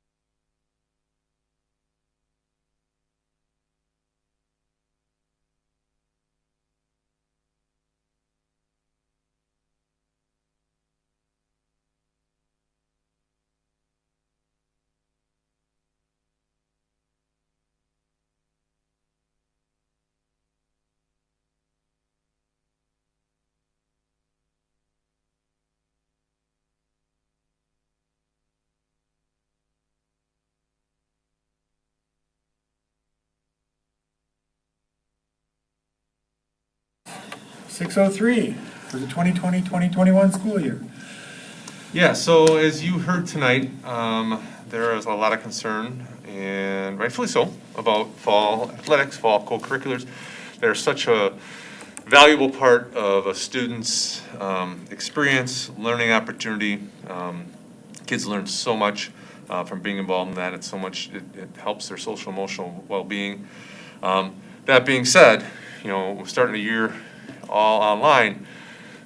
It makes it very difficult to think about how athletics would look or other co-curriculars would look. I think as I referenced earlier, you look at some of the professional sports teams and things that they've had to try to do to come back. The NBA is putting people in a bubble, right? And you walk across the wrong street and they kick you out of the bubble for 14 days. Major League Baseball, the Brewers had a series canceled because of positive tests by the St. Louis Cardinals. Other teams have had issues with COVID, and professional football is trying to start up, and they're having those issues. So if we look at, I think Mr. Wilson kind of brought up, and so did Coach Skellinger, there's different risk levels for sports. So if you look at the presentation, Ms. Mefford put this together, and she can join in, or if you have questions for her, she's on the Google Meet. We looked at our fall athletics, and if you look at the National Federation of High School Sports, they look at risk level of different sports. So like cheerleading is high risk. Cross country is considered a low risk sport. Football is considered high risk. Soccer, a moderate risk. Swimming individuals low, but swimming relays would be considered moderate. Tennis singles low. Tennis doubles is a moderate risk, and volleyball is a moderate risk. And so this kind of chart kind of talks about the National Federation of High School Sports, where they talk about reopening athletics. As I walk through this document, if you look at group sizes, are really limited to 15 people outdoors and 10 people inside. And again, Coach Wilson talked about having to redo some practices to make that happen. You must keep 6 foot of social distancing during practices. Low-risk competitions are allowed at this point. Busing limits, we currently are talking about busing, like we talked about earlier this year, about limiting 24 people on a bus. That's not 6 foot distance between them, probably 1 kid per seat. And then what would we allow for people to show up and come to these events, right? So you'd want to allow parents, but that would be about it, and how you manage that. And really, so what we put together, there's 4 options that we see for athletics, and one is not to allow fall athletics at all, not allow them to practice, compete while the district's on online enhanced. It'd be similar to what we did in the spring. Coaches would be allowed to hold things online. And all contacts would need to mirror the educational delivery model. Move fall sports to spring. The WIA has provided this option. They have a Board of Control meeting on August 14th. Again, Coach Wilson, I think, referenced that, where they are supposed to provide more guidance. And we'll see. That's the part with all these state organizations. Sometimes they give us, and it comes as guidance. It's not going to come as a directive. They're going to give more guidance. And understandable. I mean, WIA is covering the entire state, so it makes it difficult. So they've allowed that you can move, but we don't know enough about what would happen if they move fall sports to spring. Like, what would happen if we started some practices and then, we had a positive case and we decided, nope, now we're going to move to spring. Well, can they still have a sport in the spring if you started practice in the fall, or you started your season, you're done? So if you look at this option, you would still have 3 sports: winter season, fall sports, spring season. The Big 8 schools are planning this. Badger schools, some of the Badger Conference schools are considering it. The Badger Conference has said they're not going to have a season, but they're allowing some other teams to play. So like, for example, Sauk Prairie, Portage, and Reedsburg and Baraboo are all looking at still participating. The Rock Valley are all moving this model. The Capital Conference has not made a final decision about moving to this. I do not see the Capital Conference making a one-size-fits-all move. It's just not going to happen. So that's an option. Another option is to allow sports. Allow these meets. Some of this has been pushed back. Football was supposed to start last week, but now it's been pushed back to start September 7th. Same with volleyball and soccer. Tennis, cross country, and swim can all start next week. And then look at practice and competitions for low risk only, and then practice and just inter squad for medium and high risk sports. We wouldn't allow participation or competition. Or you look at number 4 is low risk athletics allowed to meet, practice, and compete. At this time, tennis, cross country, swim individual, start August 17th, and look at the other, pushing the other ones to the spring. And when they look at talking about pushing sports to the spring, it looks like, you know, you'd have a shortened winter season, your fall season would then start like in the mid-February. But the idea behind all us moving to spring is there is no state tournaments, no things like that you would start that. That's from February to April, you'd have your fall season, and then from April till early June, you'd have your spring season. So they're all truncated and shortened. But there's no guarantee, obviously, if you move a sport from this time of year till later in the year that you can do it. Great, you have to get better. So the argument could be made, like, do you allow some of these, again, it's just difficult. If you're on, in an online virtual model, how do you allow sports to happen? But you could also make the argument that, these sports, if we're gonna try to reopen, this is a slow way to start doing that. You could do it with some little small pieces of these more safe and socially distanced sports. And then, move from there. And again, the thing we're gonna need for sure is that, because it's that August 17th start date starts for cross-country, swimming, and tennis. Can I try to make it more nuanced and Yeah, go maybe ahead. easier? In a regular, non-COVID world, cross-country practices outside and inside. Yeah, they don't practice a lot inside. Okay, so it's almost all outside. Yeah, I would say almost all these are outside. So in a COVID world, we could say, hey, you're all outside, Absolutely. you could do your sport. Yeah. Social distance, all that stuff. Swimming is obviously all indoor, because that's where the pool is. So if we limited that to very small groups of kids, and they social distance, and you keep so many in the building, so many out of the building kind of thing. Have that many swimmers, though, do we? We don't have a ton of swimmers, and then I'd have to go look. I think we had more girls and less boys. We have but we also have a co-op Right. with Wisconsin Heights, and we have not heard back from Wisconsin Heights if they would allow their kids to co-op. Okay. I would think, I don't think they're going to, but that'll bring a whole nother Yes. piece to this, right? Oh my Is, God, yeah. Do you allow kids from another school to show up Right. and do that? So that sort of eliminates swimming. Or we just have swimming for our kids. So they would practice and compete against each other. Well, so this is what, like, one of our neighboring school districts, they allowed those low-risk sports to compete. Right. At this point. They're gonna allow them to practice, they're gonna let them compete, but they also put a limit on where they could travel. Right. So it was a Dane County school, they said they're not allowing their kids to travel outside Dane County. Because outside Dane County have different rules, and they felt they were putting their kids at risk. So that's another question that has to be asked, like, if you allow kids to compete, how far do you let them travel to compete? Right, I'm trying to get there though. So with tennis, in a non-COVID world, they were practicing inside and outside. Yeah. Right, and so But in a you can just say COVID all world, outside. could we force them all outside, Sure. social distance and that kind of? Oh, sure. So it seems, again, they have to compete with other schools, so it opens up the next can of worms. So it seems like practicing and doing these low-risk sports, low-risk to COVID sports outside is not as a big issue, because they're all outside. Yeah, well, we would put together protocols, just like we did for kids coming back to school, right? So this is what, and we would ask our coaches to do that, okay, what's your practice gonna look like, and how are you gonna social distance? So like, Coach Wilson is the one that I would have some of the most difficulty, like he talked about, I'm gonna have to split my practices. I can't have kids running in pods anymore, like you used to have group runs and things like that. You can't have your spaghetti dinners, you can't, it would have to be different. And then when you ran a meet, you would have to have, these are the expectations we have for a meet, that they're running in waves, as you said, so you don't have, you know, if you ever go to a cross, like our cross-country meet, there's a lot of kids all together, right?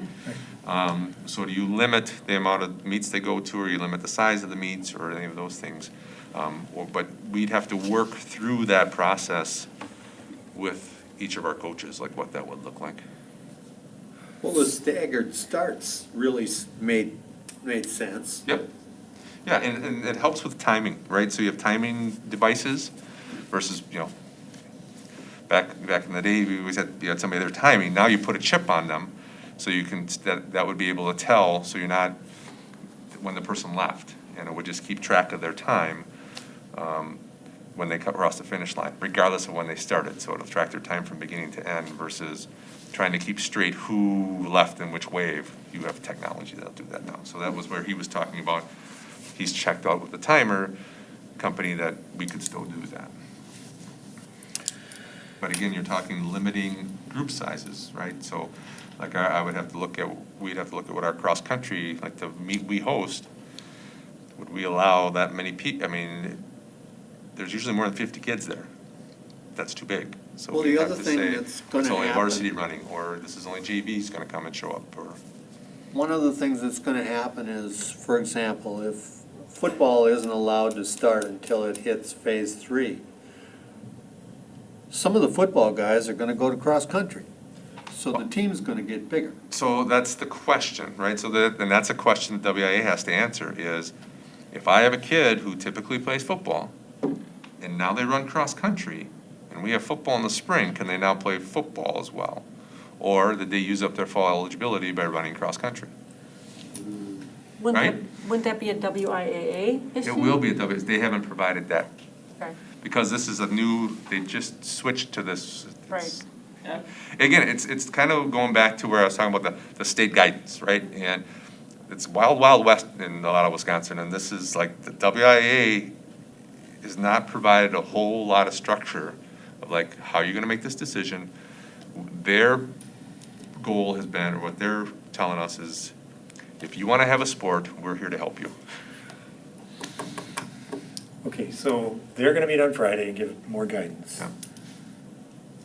You're not looking for us to say yes or no to any of this right now. You're looking Well, for indication of. The ones that start on August 17th. I hear you. I have a question, quick though, and this might be for Sue. So does, the other thought is if we have, well, in this case, it looks like there would be more sports for girls, because you have tennis. I mean, do we have to, do you have to have equal opportunities, I guess? I guess the reverse of Title IX? No, it's still Title IX. In this case, we'd have, what, three sports for girls and only 2 for boys, because there's not a boys tennis team, correct? But you look throughout the year. Hey, Matt, are you following my critique here? Are we gonna get into trouble with any, because we're not providing equal opportunity for, or doesn't matter? It's not based on season. So Okay. it's based Oh, on the whole, year for okay. opportunities. Okay. Sue, have I missed anything going over this? I'm sure I have. No, there's just a lot of questions, so whatever decision is made, there's still gonna be a lot of questions of like, you know, like if we would go from fall sports to spring, what does that exactly look like? Who would we be able to play against? You know, who could we schedule with? And the point of if a fall sport is moved to the spring and then they go out for one of the maybe low risk sports, how many kids do we have out? And are we gonna have to hire more coaches? How do we accomplish, I guess kids going to the bathroom? We're not really wanting to use locker rooms. The swimming, we have 10 kids at a time in the pool. So right now, we have 10 Lodi kids and 5 Wisconsin Heights kids. So if all 15 of those kids are out, or we get more that would come out for swimming, we'd have to split that into 2 different practices. And I don't know how that would work with our pool schedule and with our coaching staff and their schedule. I'm sure they would probably try to find a way to work it. But there's just a lot of logistics that are still, we just don't know yet. And I can speak to, as I said, the capital conference as a whole is going to meet after the WIA meeting. The superintendents we're working on trying to come up with a time to meet this week. The other thing that is new this year is we're in a football-only conference this year. It's the first year of that. So I've met with those superintendents twice. Tomorrow we are meeting for a 3rd time. They are kind of waiting for what Lodi is planning on doing before they put out a statement, because pretty much everybody else has made up their mind. 3 of the schools have said we're not playing football. 4 of the schools have said we are going to try to play football this spring or this fall. If as Lodi does not decide to play football, if we play in the spring, those other teams, we would try to put together a season with those other teams and probably some teams from the Rock Valley. If we decide to try to play football this fall, then we have to work with the other capital conference teams that are trying to play football. Are we in phase 2 right now? No. Are we in what? Phase 2? Which phase are we in? 1? Yeah, I would have to look. Sue, we have this for our phases. What would? Phases go with like the presidential one or like the federal government one. So I believe we're considered phase like 2 right now because we are open. And so phase 3 is where we need to get to for the high risk and the moderate risk sports. So that sort of takes those off the table, right? That we can't even do them. And so that probably pushes them to spring, right? But there are schools that are doing them. I understand. Well, you got to remember. We're doing virtual though, and so on top of that. Let's pick on football. Football, earliest start date for competition is basically a month away. Yeah, they couldn't start practice now until after school starts officially, so September 7th, I think is that date. Yeah. That's their first day. So what's our athletic director recommending? And you can go sport by sport. That puts her in a really difficult position. Yes. That's what I was trying to accomplish. What she gets Not paid. just for you, but for the whole community. Yes. Okay. Well. Join the club. Right. So I don't know what the right answer is. There's belief that the low risk sports are good to go. And high risk sports right now, it's not going to look like a traditional season. So would kids get a benefit out of being together? Yes. Are they going to have the same benefit as what they would in a traditional season? No. If you move to the spring, can we guarantee that our weather is going to be okay? No. Our positive is that we have a new turf field that we'll be able to host and play on, so that's given. But we'll be hosting and playing if we have fall soccer move to the spring and we have football move to the spring. We're going to be hosting a lot of games on that field, which is great. But where then can the rest of those teams practice, because our other fields are probably not going to be ready to be played on or practiced on, if that makes sense? So one of the difficulties I have with this is I definitely see the benefits for kids being able to practice and exercise and all of that. I have issues when we start talking about competition, because how do we control where they're going in that environment? We can't. Is there a way to still, and again, I don't know, because this could affect WIA, so like, to do it almost like some of these as a club kind of thing where they get to practice and it's more intramural with, I don't know. That's the big issue for me, is when we go traveling and competing elsewhere and we don't have any control over that. But I would like to see if there's some kind of way to offer an athletic or an exercise outlet for kids. Like the BFS program is running well because they're signed up in cohorts and they stay with that cohort at the same time. Yeah, there's only 10 kids allowed in Every day. the weight room, and they did football contact days, and volleyball contact days. They've done some soccer contact as well. Runner, as Coach Wilson was talking about, the kids have been running. I think you can pick off easier ones and then go for the harder ones. Like tennis singles and cross country are too low that you could also keep them outside practice, right? With limited competition or intramural. There's two right there.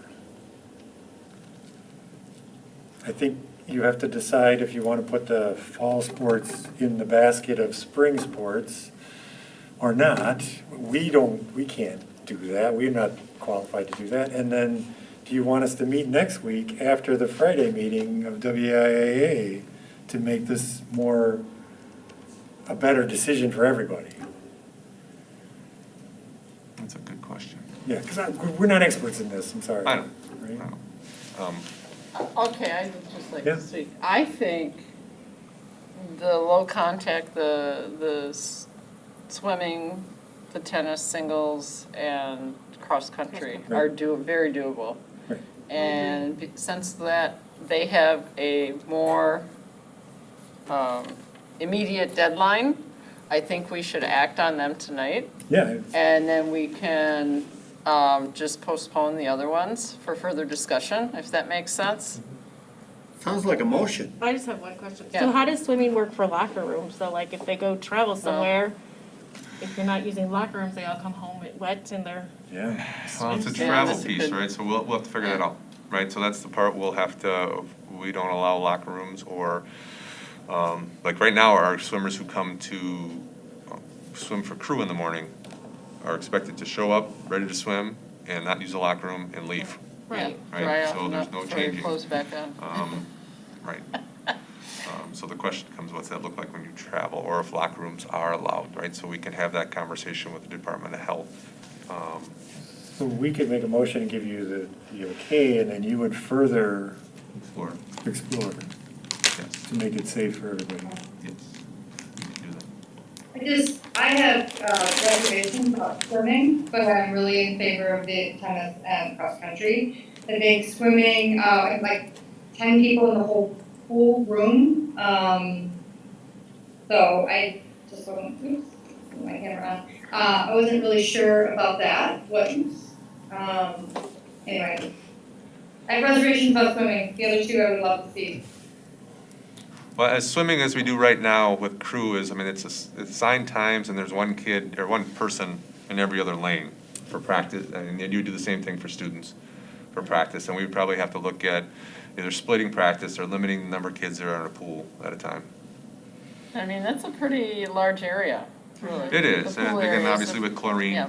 High ventilation too. Yeah. What's the difference between chlorine and Clorox? Not much? Not much. A little bit? But so, okay, and I'm not trying to beat a dead horse, but so then, again, when it comes to competition, if Right. that's the rules we're following, but then they go to a competition and they're all in lanes next to each other, like, I don't know. I spoke a little bit with Diana Carls today, specifically about our pool and how we would run, how meet might look in Lodi, or even a practice. So really, basically, she's saying our swimmers would need to come to the pool dressed in their swimsuits, and they would have a space to put their personal equipment on, maybe a chair right by where they're going to be swimming, and they'll be staggered apart. If they would need to use the restroom, they'd have to get out one at a time, go to the restroom, and then either a coach or somebody that's there would have to immediately go in and sanitize in that locker room bathroom area. As soon as they're done, they would leave the building. They would not go through the locker room at all. They would leave the building, so they would need to have their towel dry off a little bit and put clothes end of the season, in the fall, it's gonna start to be cooler, so they're gonna have other clothing to put on. And they're supposed to exit the building right away. If there's a swim meet, we would probably have to stagger or have more heats and not run as many lanes at the same time so there could be more space. Where do we put everybody else? Like the timers, usually we have 2 timers at the end of each lane. So I normally have more than 10 people that work a swim meet. So that's something that we're gonna have to try to figure out if we're gonna host swim meets. And then where do the extra swimmers go? Because you're gonna have more than 10 swimmers on a team. Are they gonna be allowed in that pool area, or is that in violation of the rules? You know, where can we put them? And they're gonna be wet, because they're gonna warm up, and then they're gonna come out of the pool wet. So there's just a lot of things to think through that, again, we don't have the answers for yet. And I don't have a problem with our guidelines. I have a concern with when we go travel to another district to compete that doesn't have the same guidelines that we do. And then we're exposing our kids to something that we're not willing to expose them to here. What you would do tonight is allow these sports to start practice, right? And if we're gonna meet again to have a further conversation on other sports, then you would have the opportunity to then go, we could put together some guidelines, like what would this look like, and for competition, and bring that back, and then also talk about the other sports. But this will at least get them a chance to start next Monday. At least they get to swim. I mean, at least, you know. I'm all for practice. I mean, I get, and I get the other argument, right? I get the other argument, like, right, you're not letting my 3rd grader come in and read, but you're letting kids come in and swim. I get it, but this is, again, as Adam had put it well, 2 of these are outside, and they're pretty spread out cross country and tennis signals. You're not in a room with, and then the other one, you're in a pool with chlorine, and again, you're spreading kids out quite a bit. Would be a start. We gotta start somewhere. But again, it's the idea of bringing people back, right? That we gotta try starting slowly, bring people back into the buildings. Can I clarification and make sure what you're talking about, whether it's just high school or if you are including middle school in this? We do have cross-country, so. Thank you. Thanks, Joe. Cross-country in the middle school is separate from cross-country in the high school. Yes. As well as volleyball. Yeah, we're not there yet for volleyball. Right. Just make sure you know that there are 2 offerings for fall sports at the middle school. Thank you. In theory, if it's safe for one, it's safe for the other. Yeah, so, yes. Just make a motion. Okay, I will make a motion to allow practice to begin for cross-country, swimming, and tennis. Practice only. For individual events? Yes, individual, sorry. That's okay. I can support that. Okay, motion by Barb and a second by Bill. Is there any further discussion? Once we allow this to happen, I'm hearing, I think I'm hearing that we're gonna get together like next week after there's more. Guidance. At some time, we will have to decide what we're doing with fall sports. Either no, or move to the spring and take a second shot. Well, just my opinion, but I'm sorry, can't see football going to the spring because if you think about our football players, they wrestle, they play basketball, they play baseball. So now which one are they gonna do? Very high contact. So the idea behind this is you truncate the season. So winter sports is shortened. There's a fall sports season that's shortened, and then you put spring right on top of it. The idea behind, there's a the modeling behind the Rock Valley thing is that there's not gonna be state tournaments, right? You're gonna have some competitions that are locally, but you're not gonna have a basketball state tournament, so your seasons can end earlier if there's not that regional sectional piece. And now you bring football and you have a shortened football season, a shortened soccer season. The other issue you have in the spring is, I mean, you can play football in the spring with that weather. You can run cross country. It's pretty tough to play tennis in February. Yeah. Right? That's the one that's really like, ooh, I don't know how you do that. Well, instead of if our boys were to play football and instead of them playing in late October or November and it's snowing, they would start Start to playing snow. in the snow. Yeah, so, It's likely I'm sorry. go ahead.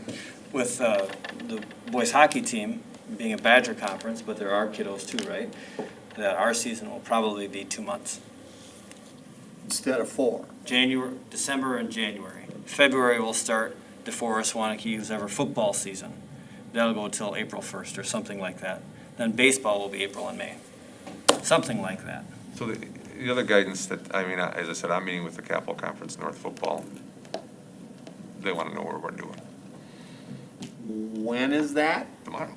But, I mean, I can tell them, we don't know. I mean, that's, I think if you ask the board, can we play football right now? It's gonna be a no. So- well, I have a football player. Right. At home, my house, who's gonna be a senior. I just don't see how he can play football this spring. Maybe in the spring, but I don't see how he can do it this fall. Right. So I agree with Adam. I think we can make a more informed decision in a week Right. that maybe helps the situation or maybe it doesn't. I don't know. But if we made a decision right now, I agree with you. Well, we have, Well, does it have to be one or all, or one or the other? Like, do we have Nope. to move all the sports to this? Nope. We don't have to, right? No, We that's can the just do thing. this tonight. Yeah, we can start here, this is a place to start. let's vote on what we got. Right. Thank you, Julie. Yes. Okay, any further discussion? Yes. Stephen? On discussion? No, Oh. he's already voted. Oh, you voted yes? Yes, I guess, yeah. Adam says yes, Barb? Yes. Julie? Yes. Shelley? Yes. Angie? Yes. And just to clarify, it includes middle school. It does include middle school, yes. Cross-country. Yes. Yes.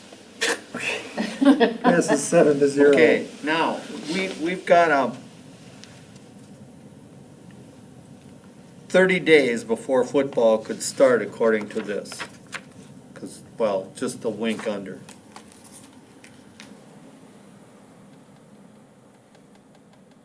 What's the feasibility of getting together next week? Next week? We're gonna Well, we get, can talk about let's talk about it at the end of the meeting, because you're gonna set meeting dates, right? okay, So absolutely, we'll have to look at whether we get together next week or the following week. we're going all high maintenance, we're meeting every week, Yeah. becoming very inefficient. Except that is what is needed, sorry. High school schedule, senior release, 6:04. So the high school is looking at moving away, they typically allow teaching assistants for seniors. You can do a teaching assistants a day and a senior release a day. They are gonna suspend teaching assistants because we don't want high school kids and we're trying to cohort, so to have a high school kid now jump into a third grade classroom doesn't make a whole lot of sense. Or in each other's classrooms.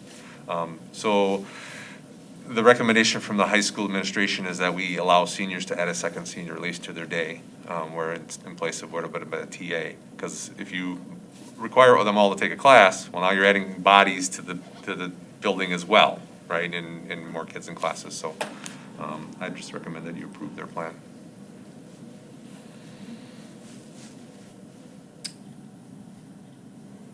I'll make a motion to approve the high school's plan to allow seniors to take a second senior release each day during the 2020-2021 school year. I'll second. Fair. Motion by Julie, second by Shelley. Further discussion? Yeah, does that mean, okay, so 4-block schedule at the high school, and then does that mean 2 blocks they're released? Is that what's being said? Yes. Fine. Is there a way to possibly engage some of those students as tutors? Yes.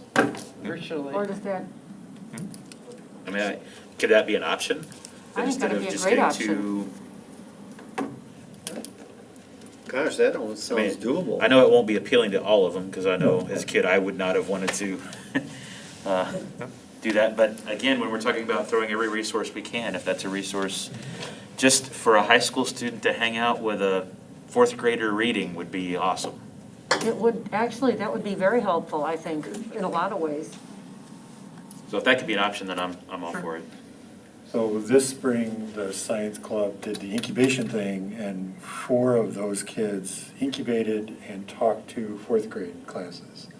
So they did it all online, and the feedback from those teachers was that high school kids did amazing jobs. They always do. Right, no, but so there are opportunities where they can interact virtually.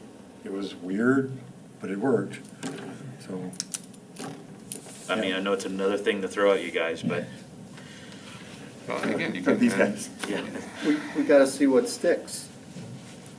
I hear Jason's got nothing to do, so. well, and I would say, I mean, that's a great, I would not go to the point where you require that. No, Right, because there's certain kids who aren't, it's gonna be.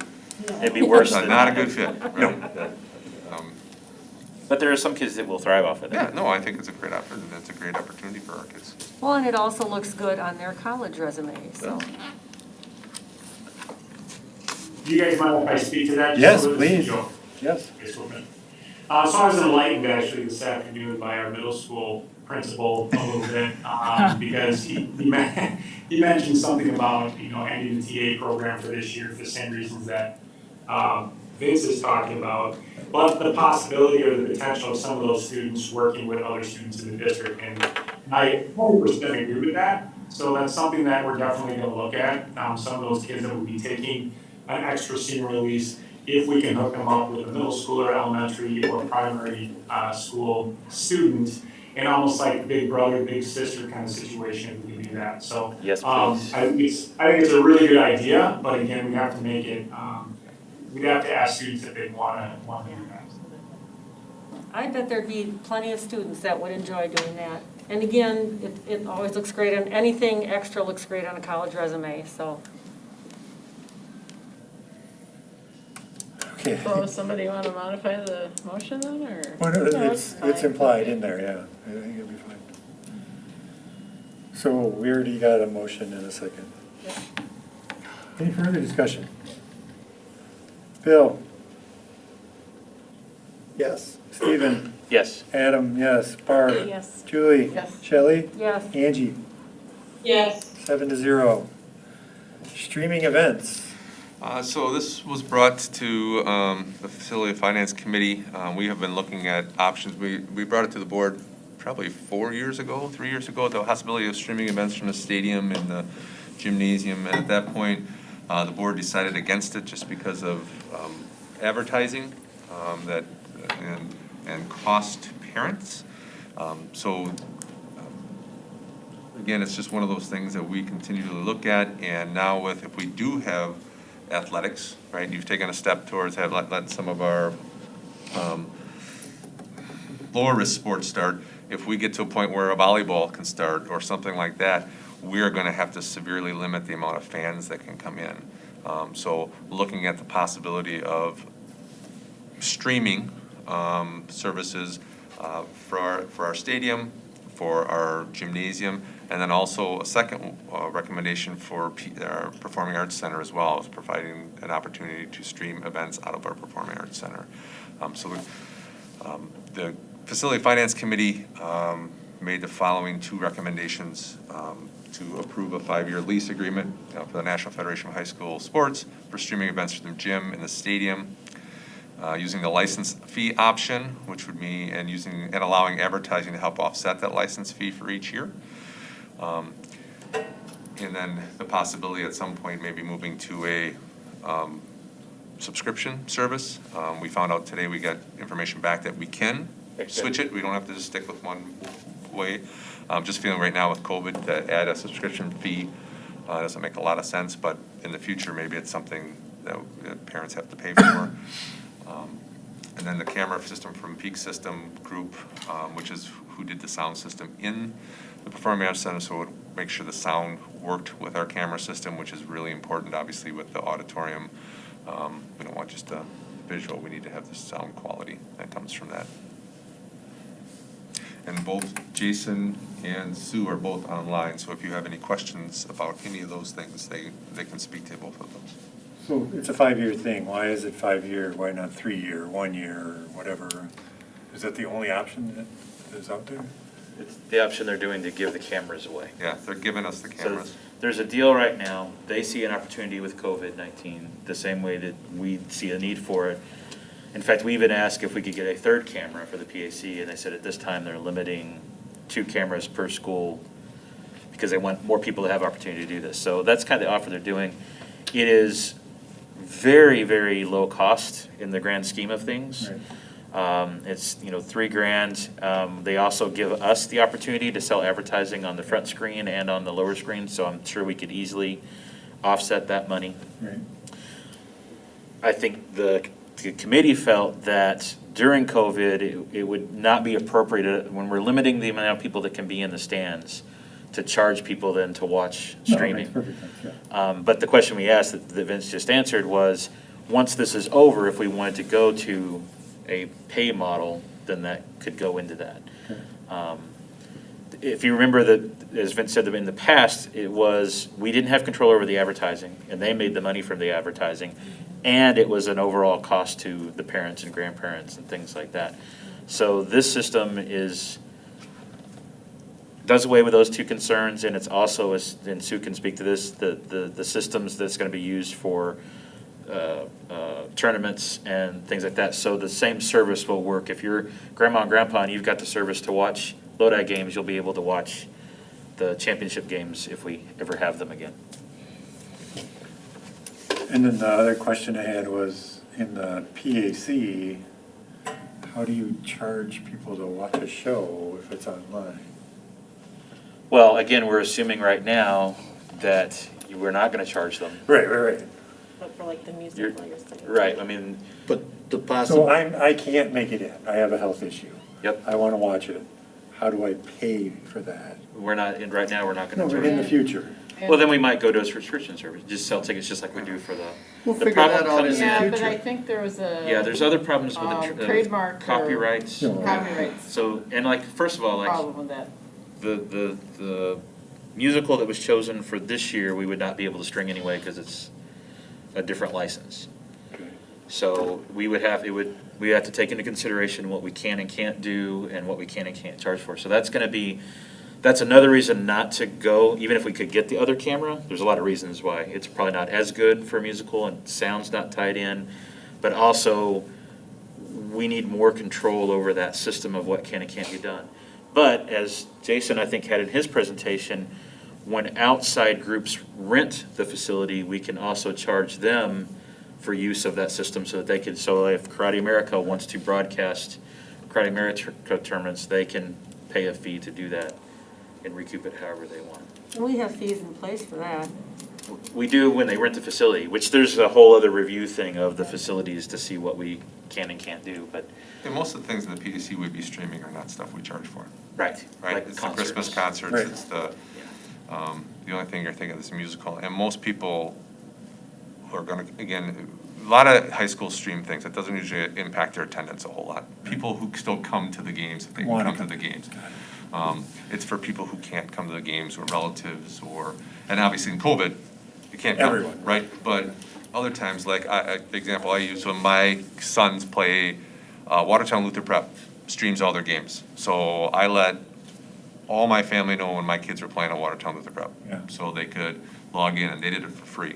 When they played at Wisconsin Dells, there's a subscription you'd have to pay for one time to watch, you got the JV and the varsity game. You gotta let all my relatives know that, who live 3 hours away, that was a chance that they could watch my children play. Yeah. Or, I know I did it for the Dells myself, because I had a meeting, I could not go to my children's basketball game. I paid a subscription so I could watch them play basketball.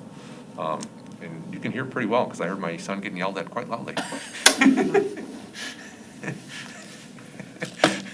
So, Thank you. This is the third go-round. We had another one, but maybe none of you were born yet when that first streaming program came through. What'd you say, honey? I can't hear you. Yeah, I like that. They use cans and string to do it. No, I remember Amon Green from the Green Bay Packers coming, and he had bought into this idea of streaming high school sports. And it was too new, and we didn't know what we could do and what we couldn't, and then there was the WIAA. But we've come a long way since then. I'll make a motion to approve the 5-year lease agreement with NFHS for streaming events from the gymnasium and the stadium using the license fee option, allowing advertising to help offset the license fee each year. I'll second. Motion by Stephen and a second by Shelley. Is there any further discussion? One piece that we did not mention is we will have to add a switch That's right. by the gymnasium. So that'll add about $4,500 to those costs. The digital. Yeah. Well, Okay. basically enlarged the one we have. Yeah.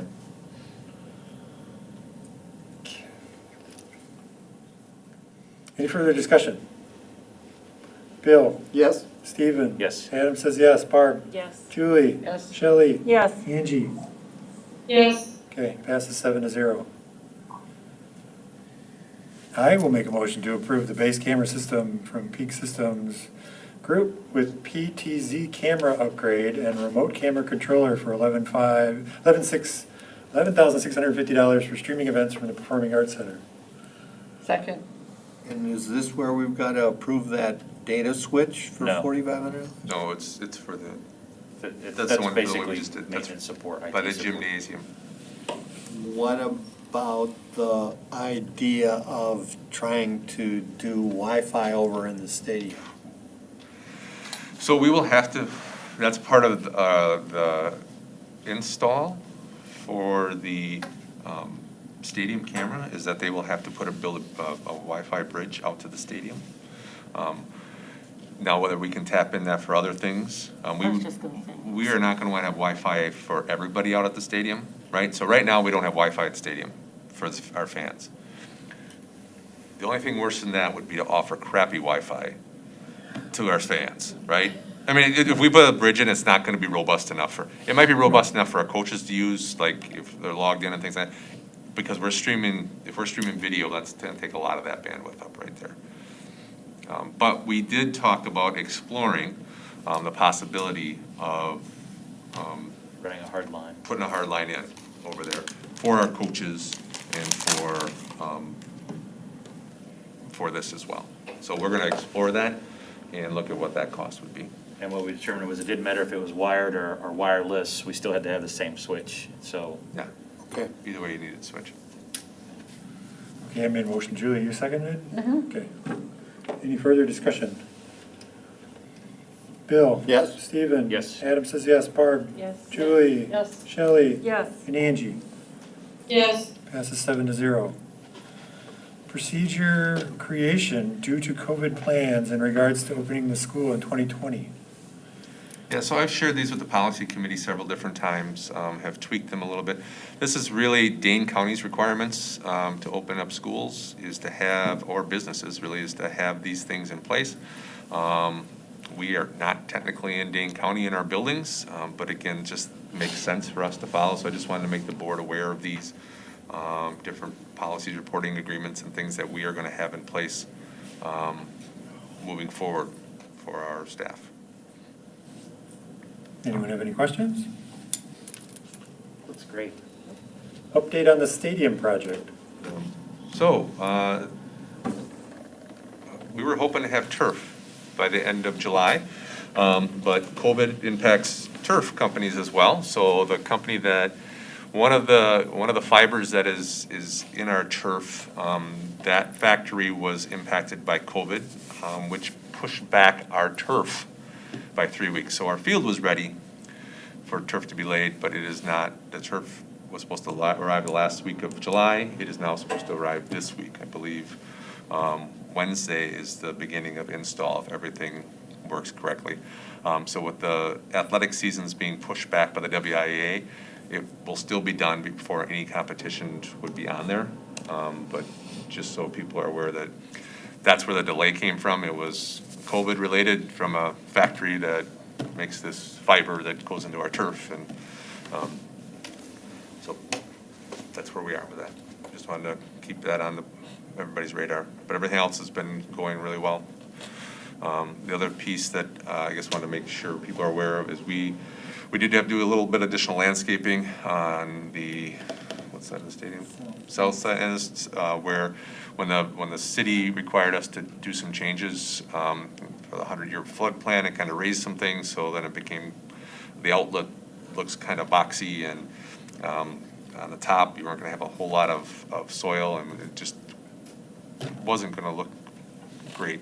So Brian Schmidt is going to donate another $5,000 worth of work towards that, and fix that up as well as Brian Schmidt can. He does great work, so, you know, he's gonna work with Neil and make sure that that gets done.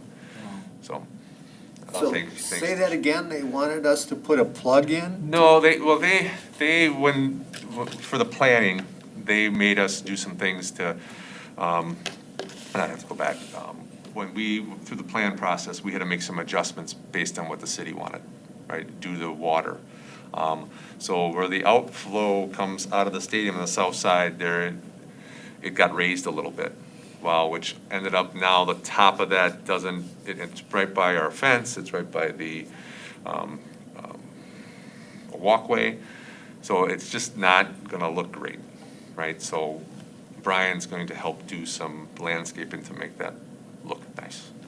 So they weren't exiting the water into the ditch that's there already? But they had some of the water from underneath, I mean, the pipe, the size of the pipe and things that we had to use, we had to increase based on City of Lodi requirements. Fine. I'll have to go back. It's okay. 4 months to figure out exactly what that was, but, yeah. Thank you. There's no first policy reads. There are second policy reads.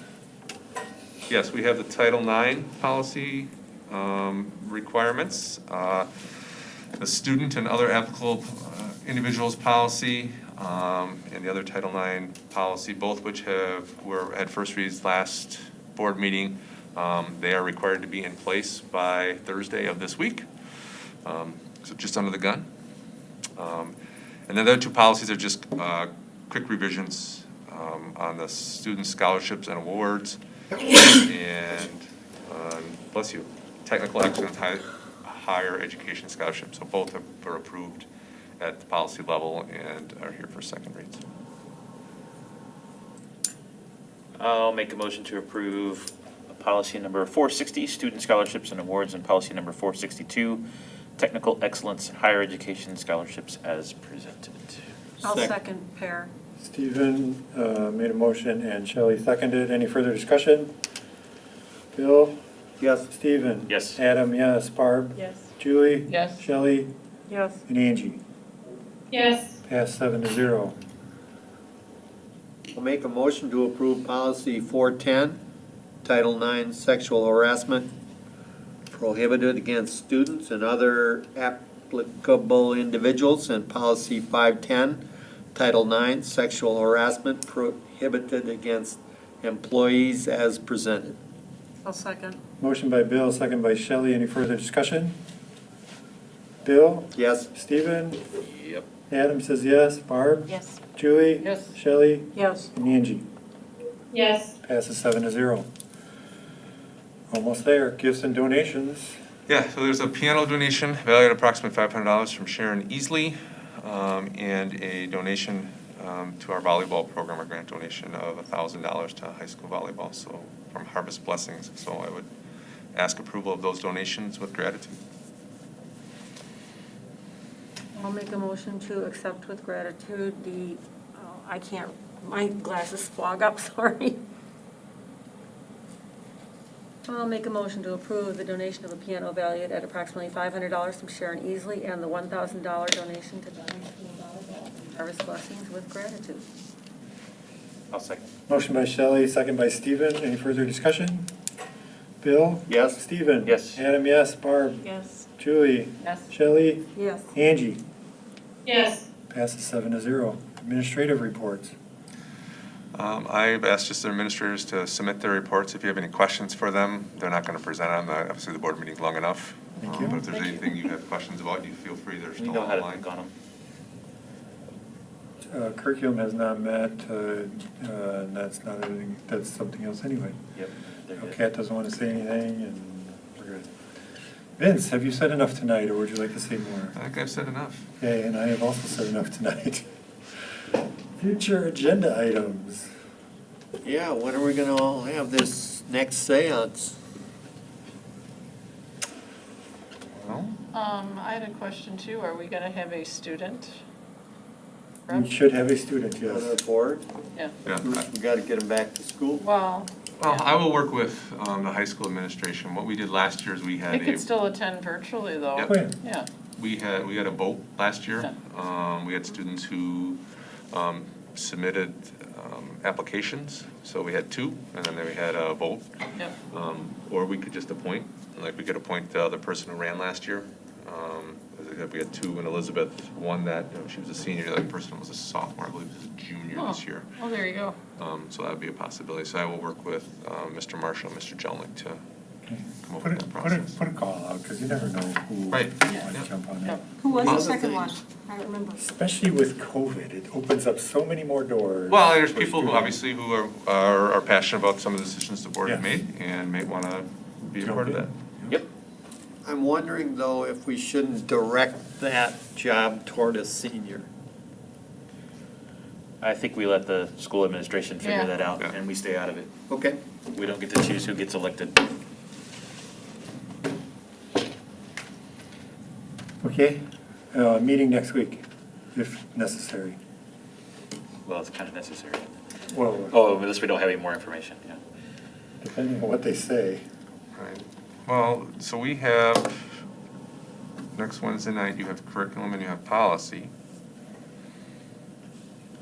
And we have stuff to discuss, right? We wouldn't have to have a policy meeting. If you wanted to meet after curriculum, possibly, and a bunch of you are already here, so like. Not every- August 12th? August 19th, I'm sorry, 2 weeks out, a week and a half out. Sorry. So it's just a turnaround, and it gives you a couple more days. And then your people are already here, or some of you will be here on the 19th anyhow. So if you have curriculum at 4:30 to 6, and then you Special meeting. have a special meeting from 6 at 6, that's a possibility. I don't know if that works. You okay? Anybody else have conflicts with that? What time? 6 p.m. 6 p.m. So we're not, I'm sorry, we're not having Wait, a policy. then we have 4:30 to 6 policy. 4:30 to 6 is curriculum, The Curriculum. and then 6 would be the special board And then meeting. we would just cancel No policy. No policy. I mean, I have some things to work on, but they're not, none of them are urgent. Okay. Yep, that works. And none of them may not get done between now and then anyhow. Exactly, there you go. To be Less honest with you. priority. And you could meet virtually, so you didn't have to come here. What we could do from 6, and this would, I don't know what else would be on the agenda, but co-curriculars for sure. Well, there always, anytime we set a meeting, there's always gonna get stuff. Well, there's other things that come up, right? And sometimes we wait till the normal monthly meeting, but if it's an opportunity to get things taken care of, then we'll take care of it. But I also don't want to stretch it out longer than I have to. Speaking of stretching out longer. Yes. For some reason, reports is after a future meeting agenda, and usually it's before, but the CISA 5 report, or co-curricular report, or an OSC report. I met with, virtually with CISA 5, and we talked through quite a few things. The first meeting was rather long. We had one at 6:30, one at 7, and one at 8. And then this last time, they had already revised, Jeremy Beal had revised the two protocol that we had to get done, and the meeting was about half hour, so. How's OSC doing? We have our retreat Wednesday night. We sent out the mass letter asking for donations, and we have been getting some, which is Wow. great. And Piggly Wiggly added us to their Roundup campaign, so they've been doing that for us too. They have been doing an awesome job. We had them do a roundup for the stadium this spring, and they rarely asked. Every time I walk into Piggly Wiggly, they ask me if they want to run up for OSC. So they've been phenomenal about asking that question. And So we didn't approach them, they It's just awesome. did it. That's where we buy our groceries. That's a good place. Okay. We are not going back to closed session. No chance. We are looking for an adjournment. Make a So motion to moved. adjourn. So I'll Barb second. and Bill, any further discussion on that? We should have a long debate about. Angie, I'm Shelley, good. Yes. Julie, Yes. Barb. Yes. Adam says yes. Stephen? Yes. Bill? Yes. We're now adjourned. Thank you all. Thanks, everybody.